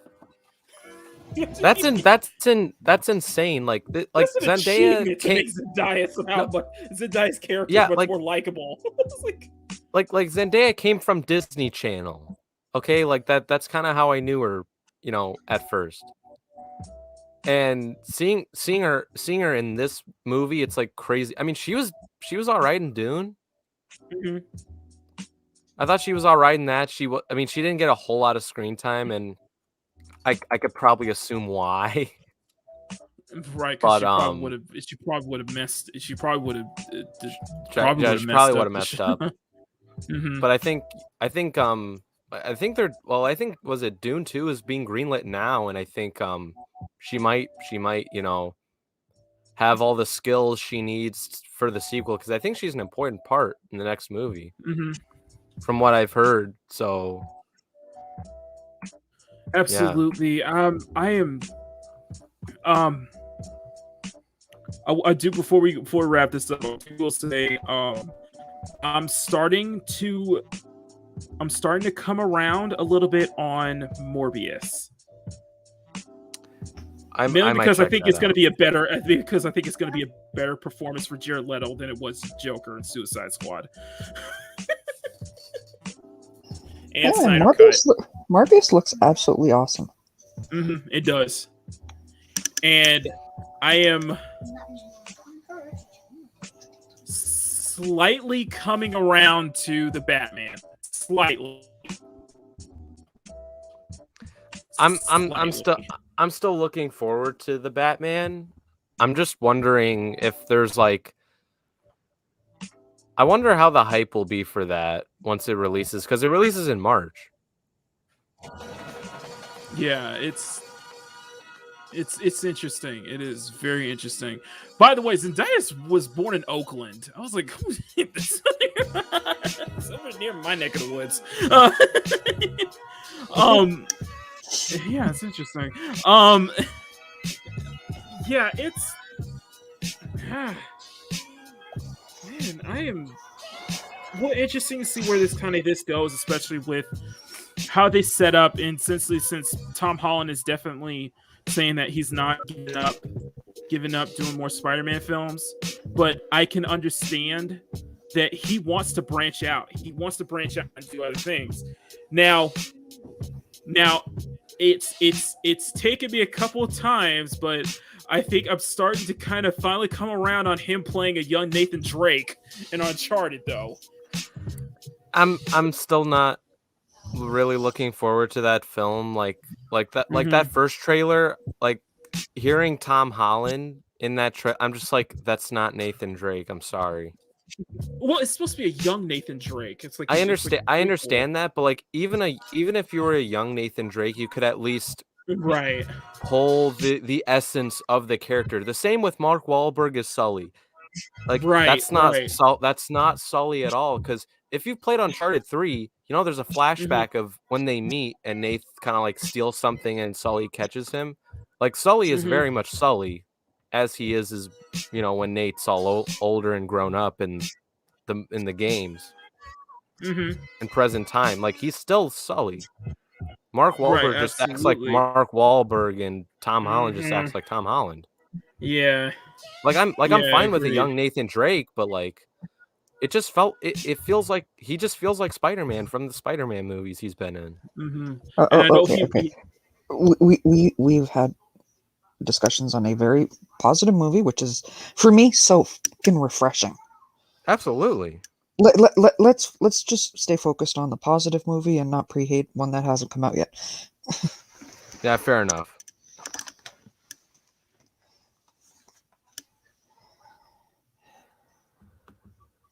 Did we lose you, baby? Matt, hello?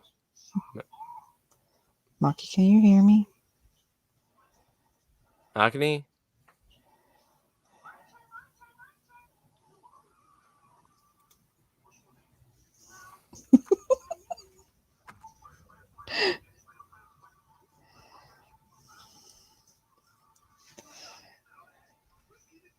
Oh. Oh. He disappeared. Oh no. Probably have the same issue as me, internet problems, I'm guessing. Yeah, he was having internet problems yesterday as well. So that might be that's actually why he didn't get to do the stream, the Hot Wheels stream that he wanted to, and I'm grateful that it was only internet problems. But yeah, so I guess they hang out and talk about this stuff, see if he comes back, or because I can't end the stream. No, neither of us can. Yeah. Who do you think they're going to introduce Venom through? The symbiote. Who do you think that I don't think they're going to like do it through Flash Thompson. Like, do you think they're going to bring it in via Scorpion or? I think I'm guessing Tom Holland might have it first. It'll be like his version of the black suit, and it's then currently Mexico, so it needs to get to him somehow. Yeah. Through a person. Yeah, I was gonna say it's in Mexico, and I mean that thing could get. I mean, I guess it would depend on the next movie, really. I mean, it is odd that they have introduced that character and have not done anything with them. Yeah. Makini, you Welcome there? back. My internet decided to just cut out on me. Did your internet faint on you? Stop smiling at the router. Where is it? We were just talking about the whole Venom symbiote thing that happened. Well, thank you for keeping the entertained chat, guys. My internet decided to just, boom out on me, so... Okay, boomer, yeah, boomer. Whatever you say, boomer. Okay, boomer, yeah, boomer. Whatever you say, boomer. Okay. I don't think that counts as an actual boomer moment. I was gonna say, like, that doesn't count as an actual boomer because it wasn't your fault. Yeah. Anyway, thank you. No, you just smiled at your internet router and it swarmed. Can't blame it.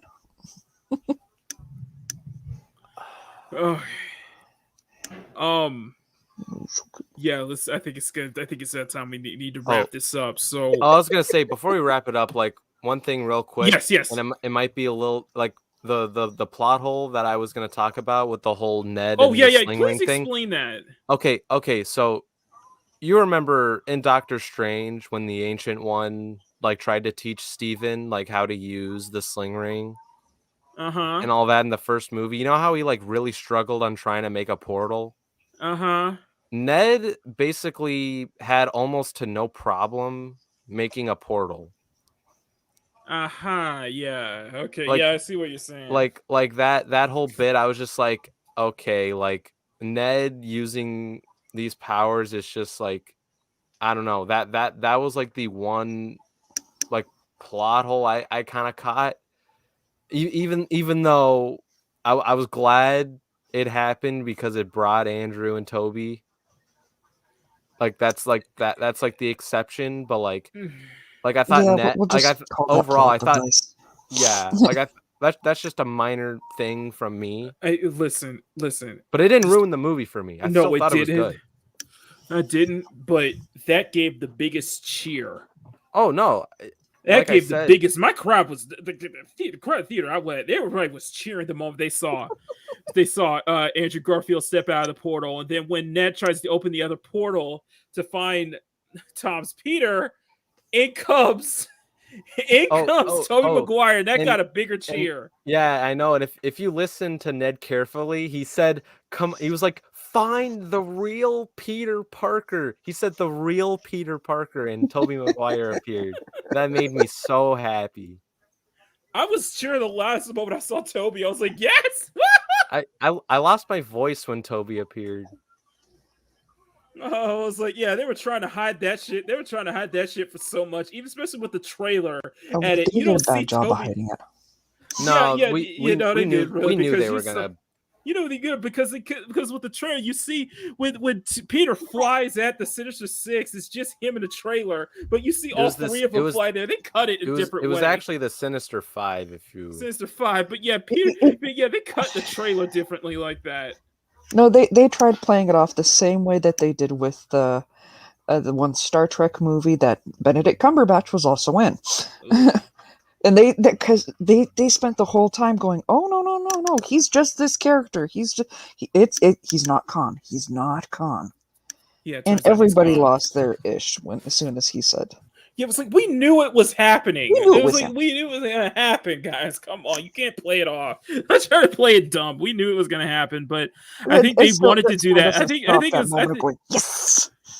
I think that's what they wanted because they knew. I think they knew that the audience knew that they were going to be in there. They just wanted to play it up as a surprise. They wanted to try to see if they get that surprise because they didn't want that reveal to be spoiled. And I'm glad they did because I knew it was going to happen. It was just how they were going to do it, and I was wondering if it was going to be something like happen at the very end of the final battle. But the way they did, I loved how they did that. It was just like they thought it was Peter like giving up on the suit. And then Ned is like, hey, because they're like, they see Peter and look over and now, and then for the moment I realized, the moment that he was about to walk through that portal, I was like, it's Garfield. I was like, Yep, oh, I saw the suit from Amazing Spider-Man 2, and I'm gonna be honest, I'm happy they chose that suit because I hated the suit for the first movie. I hated like the suit for the first one, but yeah, I just thought the design sucked, and I thought the whole idea of like night vision eyes. It's like Spider-Man's never had that problem. His eyelids shouldn't be orange. Like I never understood. right. So that's why I like a way better suit design in The Amazing Spider-Man 2, even though that one sucked as a movie. Way better suit. Right. And I'm glad they went with that one. And I mean, well, I was gonna to say, be fair, the Amazing suit was more like a Nike like style tracksuit. It felt more a little bit. That's why I little said bit. it's more Scarlet Spider. That's true. But I mean, it was great seeing the Sam Raimi suit in the new movie. Just to see like that was just amazing. Like I said, the ultimate nerdgasm was just seeing all three of those suits together. All three. Oh yeah. I was just like, and when they're just running and then they jump down, like that whole scene, and then they pose. That was so badass. I was like, yes, that's wallpaper worthy for me. That's a wallpaper right there. Just seeing all three of them. I was like, this is what people came to see, and it blew the doors off. By the way, it blew my fucking mind. Before we wrap this up, I want to give I'll give it to Mads and to Mads and Runner, your final thoughts. Whoever wants to go Um, first. all right, I guess I'll go first. Really liked it. Um, I gotta watch it a second time to like see what I really think.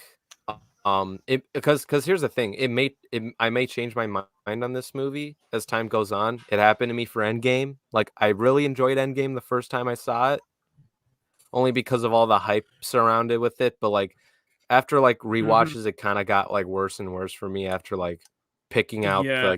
the whole like time travel thing. Even though like the multiverse concept really wasn't all that convoluted to me, because I've tried to No. keep like an open mind as best as possible, No, I even with think the all the multiverse. nostalgia. Right, I think the multiverse works better. The multiverse theory worked better than time traveling in Endgame. I think they Yeah, handled the multiverse thing absolutely. better, but mainly because they were already grasping with multiverses with shows like Because Loki and such. yeah, because I've only seen the first episode of Loki, and I don't want to get into that, but like one of my biggest worries about this movie going in is I thought the execution was going to be horrible. Like I thought it was going to suck. I loved the ending. I did not expect to like the ending as much as I did. Hmm. And so as of now, I liked it. I can't say I loved it. I need to rewatch it. I feel like I will Hmm. at some points, just because like I loved the third. I loved the third act. Honestly, I The, can't. the, Honestly, I the, can't. the, re- the reason I don't love it is because of the beginning. I see myself as time goes on, I'm gonna end up liking this movie more and more than I did with Endgame. Because I think Endgame, I did like it, me but too. the problems got so much more when you started thinking about it. It's like, Yeah, that's I exactly really don't that. like how they It's did that. I exactly the really same. don't like how they did this. It's the same thing that happened to me. Like I enjoyed it at It's first, but then it got worse and worse, and I feel like it might be the opposite with this movie, Mhm. and I just thought it was. Or it's And just like when you break it down, a lot of the issues are gonna start becoming feel not as big as they seemed it would be. the It issues in actually was this starting movie, to. Mm-hmm. yeah, I agree. Like some of the issues that I have aren't like big. They're not new. Yeah. Like the MCU humor. It's like I've seen that before, so it's like even though it still kind of like cringes me out. Like I said, the one-liners and the like some of the throwaway stuff from the original characters were great. Like that's what made me laugh, especially when the three Spider-Men were talking to each other. That was the best part of the fucking movie. Just make a whole movie about those three.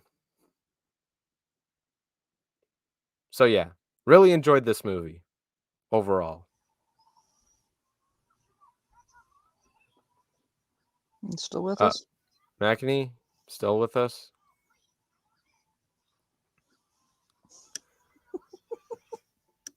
Oh no.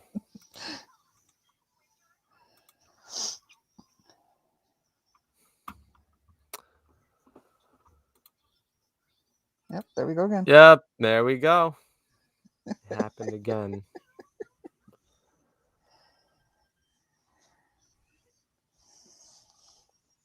I question whether his next live stream is going to be, doing well.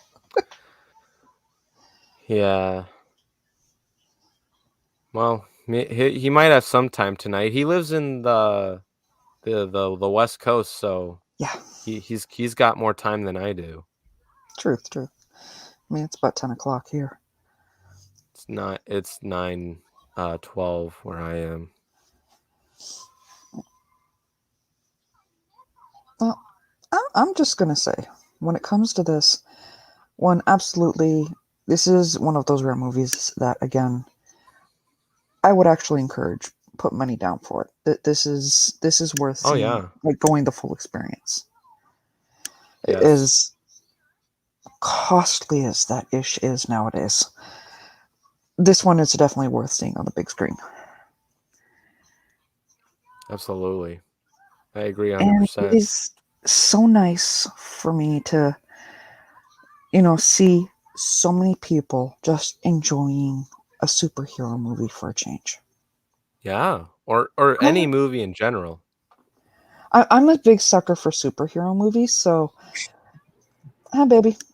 Yeah. Happen again. Yeah. To you. Yeah, I think you just got too close to your router there because you're making it melt, babe. The router I don't know. It's a new router. It's a brand new router. Got installed and now it's Did you hear what I said or not really? Not sure when we lost you. Or if we've lost you again. Yeah. You there? Could you say it again? Yeah. Could you say it again? Oh, I was asking if you heard what I said. If you didn't, you can watch the missed replay. out. No, that it's fine. Like I said, I enjoyed the movie, and I hope I like it more the more I watch it. I do want to see it again, but I want to see it like with my family because I feel like they would really enjoy it. I really wanted them to see Ghostbusters, but my mom was like, "No, I don't think I need to see in the theater." And then after seeing this, I told my mom like, "Okay, like this is a movie you actually need to see in the theater. This is a must see because I mean my dad, for example, like is a big Tobey Spider-Man fan. Mm-hmm. Like he's always said that he's the best Spider-Man. Right. And I feel like he would appreciate this movie just for him in general. Right. I will say this. I think I will end up liking this film more as time goes on. Yeah. It's just there are things that those little things do keep me from saying that I absolutely loved it. But I'm so close to saying I love it. I'm so close to saying I love this film. Yeah, however, that's exact. It's not. I can guarantee you that it won't. I can guarantee you that it won't be a force for. It won't be like Force Awakens was for me, where I was mixed on Force Awakens at first, but as time went on, I've begun to despise that film. It's. I don't think we're gonna have that situation with No Way Home. Yep. No, That's if I did, like you know, I was listening to FNT, you know, last night, and they were responding to the whole, it's like the Force Awakens, and Gary basically said like it's literally the opposite. It is the exact opposite. It's basically what the Force Awakens should have been. It's what yeah, exactly. Ghostbusters Afterlife is what the Force Awakens should have been. Yeah, exactly. You went for the Ghostbusters Afterlife and No Way and No Way Home, not No Way Home. Like Ghostbusters Afterlife and No Way Home. That's a sequel I'd be willing to see too. Like you know that meme of Arnold and Carl Weathers doing the handshake in Predator. You son of a bitch. Yeah, son of a bitch. That's literally No Way Home and Ghostbusters Afterlife right now. I know, right? Yeah, it's so Disney has a hit and it's not even on them. So, by the way, a quarter of a hit. Yeah, and it's not even either way. This is something that we've got for the most part. I mean, I have seen some people, calling it trash and stuff, and I just want to, smack them around because they're doing it just for the. No, I think the majority of them are doing it just for the clickbait. But yeah, I agree. I love this movie. It's nice to see people talking positive. And if I had to come up with any negative thing about this, they just needed better lighting when we first see Electro's character. I'm just saying. Now, my stance is, I was like, I could see exactly where it could go wrong, and it didn't. It didn't go wrong in any way, shape, or form. Yeah. And it wasn't that I was happy that. Yep.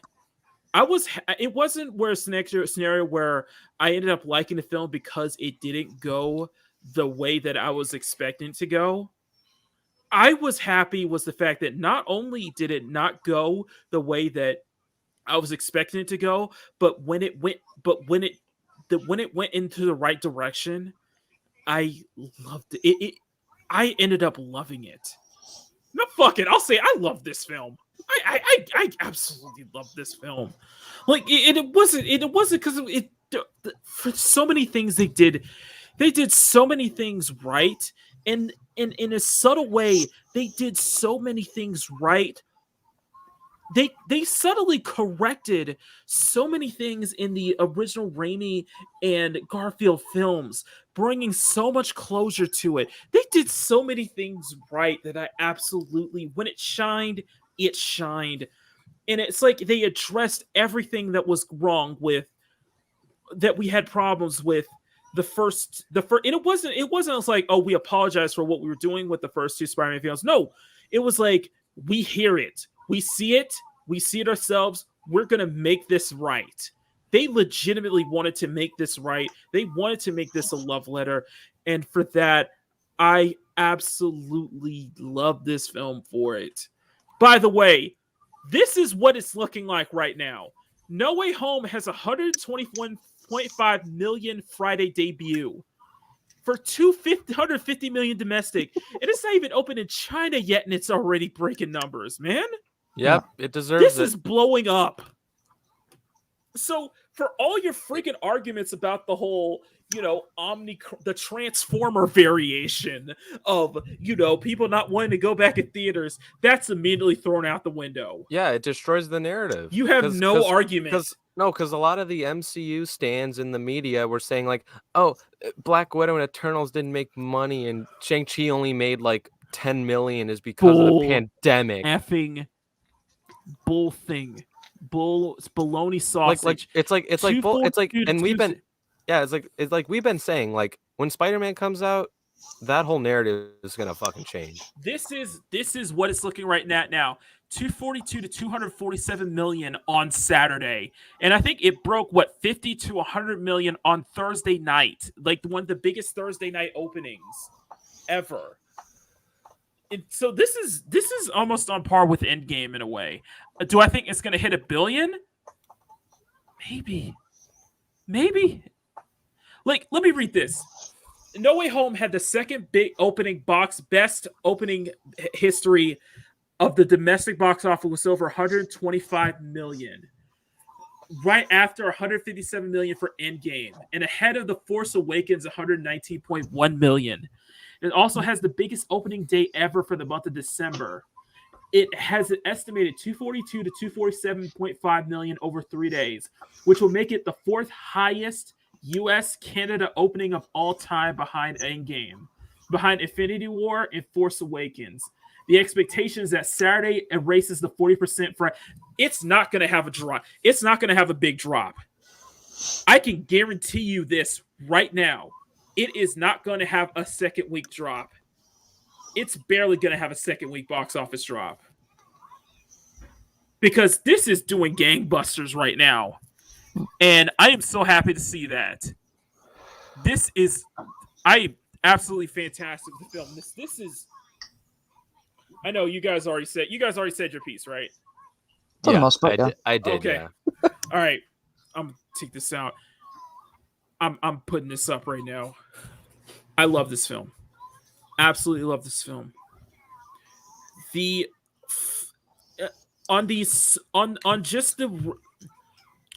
is the best MCU Spider-Man film. It is the best Tom Holland Spider-Man film. If you rank it up with other Spider-Man films, this is probably. I would put that. You know what? To be honest, I will be completely honest with you. I would put this as the third best Spider-Man film, right behind the first Sam Raimi film and Spider-Man 2. I agree 100%. Like, seriously, like if you put all the Spider-Man films, this would be the third best, right behind Tobey's first film and Spider-Man 2. I would say 2 is my favorite overall. Like that, like nothing can beat that Spider-Man movie. 2. Nothing can beat 2. 1 is fantastic. It's my second favorite. No Way Home is. It's easily number 3. Now, as far as MCU films go, nothing is going to beat The Winter Soldier. Nothing. Yep. Nothing will beat The Winter Soldier. The Winter Soldier is number 1 for me. It will always be my favorite MCU film, but it is the best MCU film, period. Me too. Don't at me on that one. No, Winter Soldier is still the best. I agree 100%. I would say this is. I enjoyed this as much as I did Guardians the first Guardians of the Galaxy film, and that's in my top 5. I like. Yeah, I was gonna I say, love like, Winter I think Soldier. Go ahead. Go ahead. no, yeah, like, sorry, real quick. I say it's almost on par with Endgame and Guardians with me. Like, I think No, this I movie's on the disagree. top. This is better than Endgame. This is way better than No, Endgame for me. not Endgame. I meant Infinity War. Oh, I was gonna say. No, not Endgame. Endgame's not. It was on the top 5, but now it's like below that now. Mhm. No, Infinity War is probably my second favorite MCU, and Mhm. this it's in between Infinity War and Guardians for me. Like the first Iron Man is still in my top 5, like, just because, it started all off, and just a good story too. I would say Winter Soldier is first. Second would be Infinity War. Third would be the first Avengers film. This is going to be a controversial topic. This is going to be a controversial point, but I honestly would put No Way Home above the first Guardians of the Galaxy. I loved it that much. Yeah, I agree. I would have to I agree, really honestly. did. And Guardians of the Galaxy is fantastic. Yeah, It's like, I it's think Guardians of the Galaxy is better than the first Avengers. I mean, I liked the first no, Avengers when no, it no, came no, out. no, no, no, no. First No, Avengers is okay, it's off the no, for the me. first like the first Avengers is good. Like, I mean, it was huge when it came out. I just don't think it when I rewatched it, I think before, like a day or two before Infinity War, like, it didn't hold up as much. Mm-hmm. At least to me, just because of all the other movies like Winter Soldier. Mm-hmm. Or I'm just like, there's kind of like this new standard now and all that. I still like the movie, but Right. it doesn't hold up as well. Right. Like it was super good that first time, all that hype and energy surrounding Right. it at the time. But no, because, like we've evolved, like, as a society and all this stuff, and yeah, Mm-hmm. like this. So it's that movie's not on my top 5 just for that reason. And yeah, Right. this movie's definitely on my top 5 It's in MCU. my top 5. And number 6 would be what I feel is the most criminally underrated MCU film, and that is the first Captain America. Yeah. I really like the first Captain America more than I did Civil War. I will because I will put Civil War top 10, but I didn't like I Civil just feel War I just that feel the much. first I just feel the first Avenger is seriously underrated. Oh yeah, it really is. Okay, And I and I, definitely and will agree on that. and Mhm. I know this is an underrated opinion. I wasn't a big fan of Civil War. Just wasn't. I like That's fair. I like Black Panther and Spider-Man. I just didn't like the direction they went with the whole Sokovia Accords thing, and I don't know. Rounding out would be Civil War, would be the first Avenger, Civil War, the first Iron Man film, of course, possibly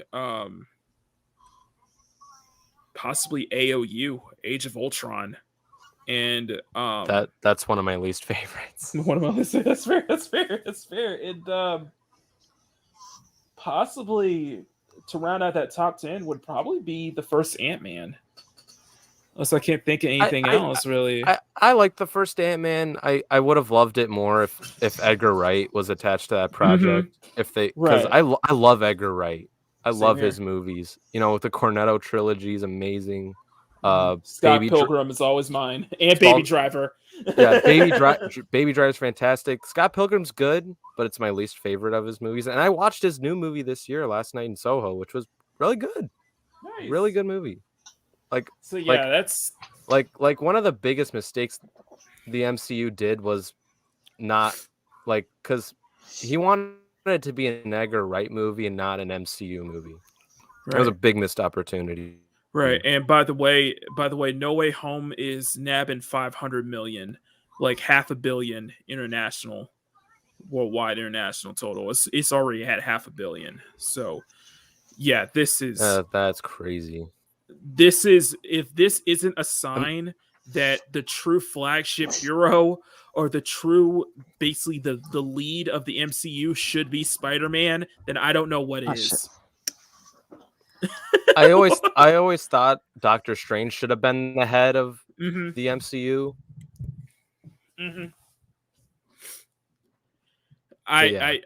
I feel that this is a love letter, and I think this is an absolute love letter, and it's done with such care and gravitas.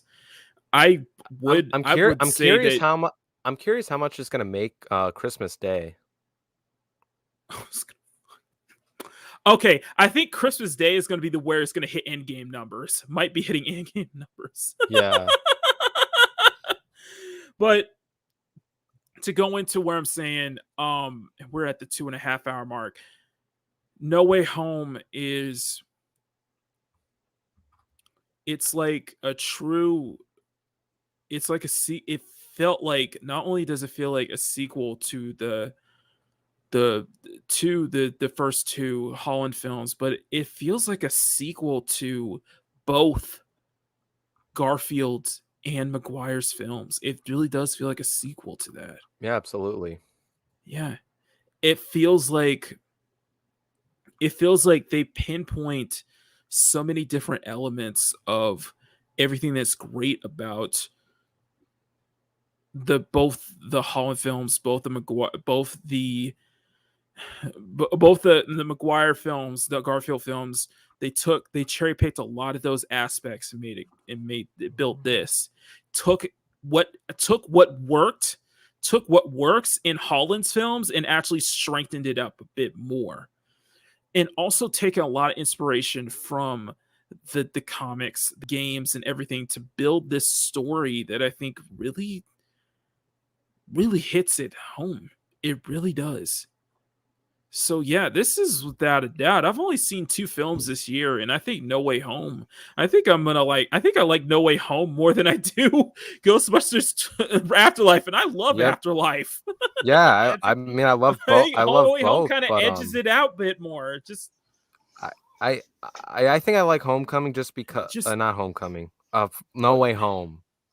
No Way Home just because we got more like Toby and Andrew than any of like the 4 Ghostbusters. Just everything that they did in that third act was phenomenal.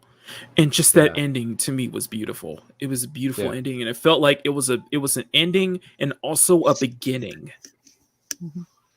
Yeah, because I do think that it's just seeing him don the classic suit is like it's like a fresh start.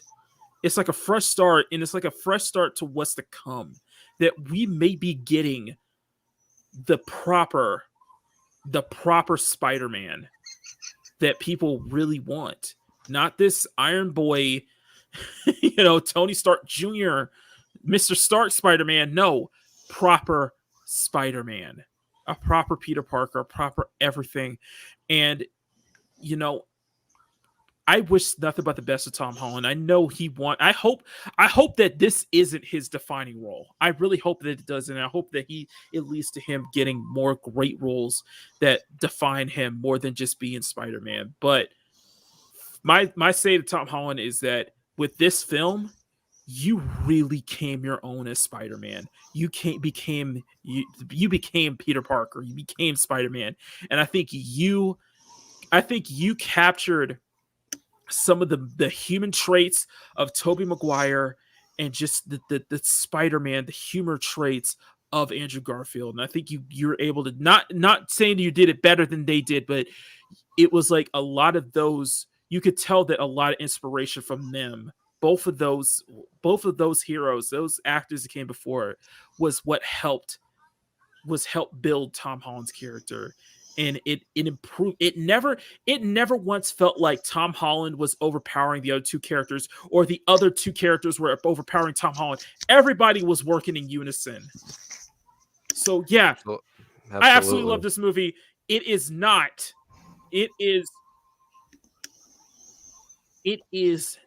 a better than sex for me, but it is a full price, and I will watch this film again.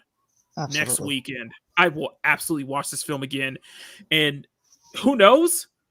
I might do another stream where I can get more people to come on and we can go into a bigger discussion about this. Man. So yeah, I'm watching this again.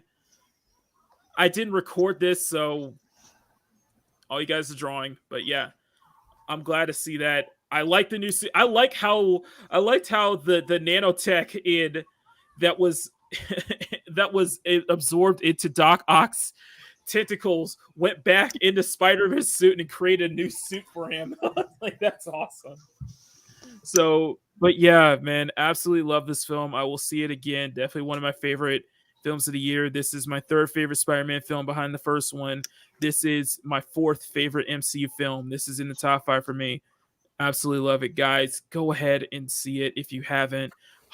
I hope this stream got you motivated to actually watch it because I am absolutely loving it. So, Yeah. Anyway, guys. And real quick. Oh, sorry. I was gonna say like overall of the movies I've seen because this is my second favorite movie this year. My first one is Zack Snyder's Justice League. Absolutely. Oh, definitely. So yeah, this is But theater wise, it's this movie. Is number one. So this basically blows Black Widow, Shang-Chi, and the Eternals out the water. But then again, everything. But then again, it that didn't require much effort.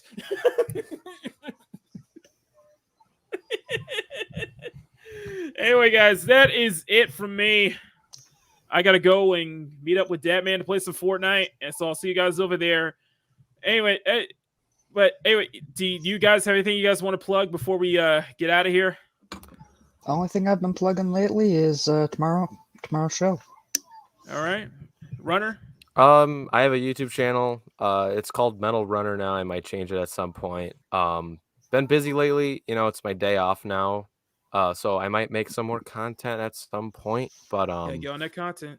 Yeah, I haven't had the time because of like school and stuff. But what else? LGL is every Thursday at 4 p.m. Standard Central Time or whatever. Okay. And yeah, that's about it. Oh, and by the way, guys, and I see also 1/7 anniversary. By the way, that sentence alone makes me very happy. By the way, guys, I will be doing the same thing. I will be doing the same thing. This for when we get across the Spider-Verse. In fact, I would like to do if I can, I would like to get a few people together to do a watch party for Into the Spider-Verse before we get to Across the Spider-Verse because I loved Into the Spider-Verse. So I like. You know what? I may be able to hook you up with somebody that could arrange that.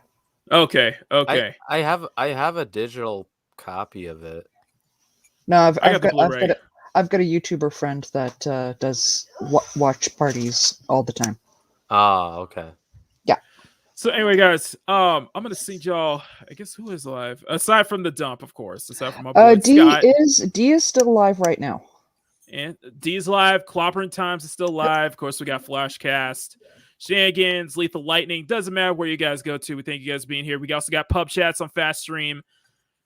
So many people over here. So Talk anyway, guys, us on Jade Talk Shadow's Nerdy. channel. And by the way, Stunning and Brave is going to be on that one, if I'm correct. Let me double check. Yeah, I checked. He's on. Stunning and Brave is on that one. So show my boy some love. Yeah, D. Yeah. Other than that, go check out D, and I'll do a hashtag Maki raid for that. Oh, Awesome One says the dump is done.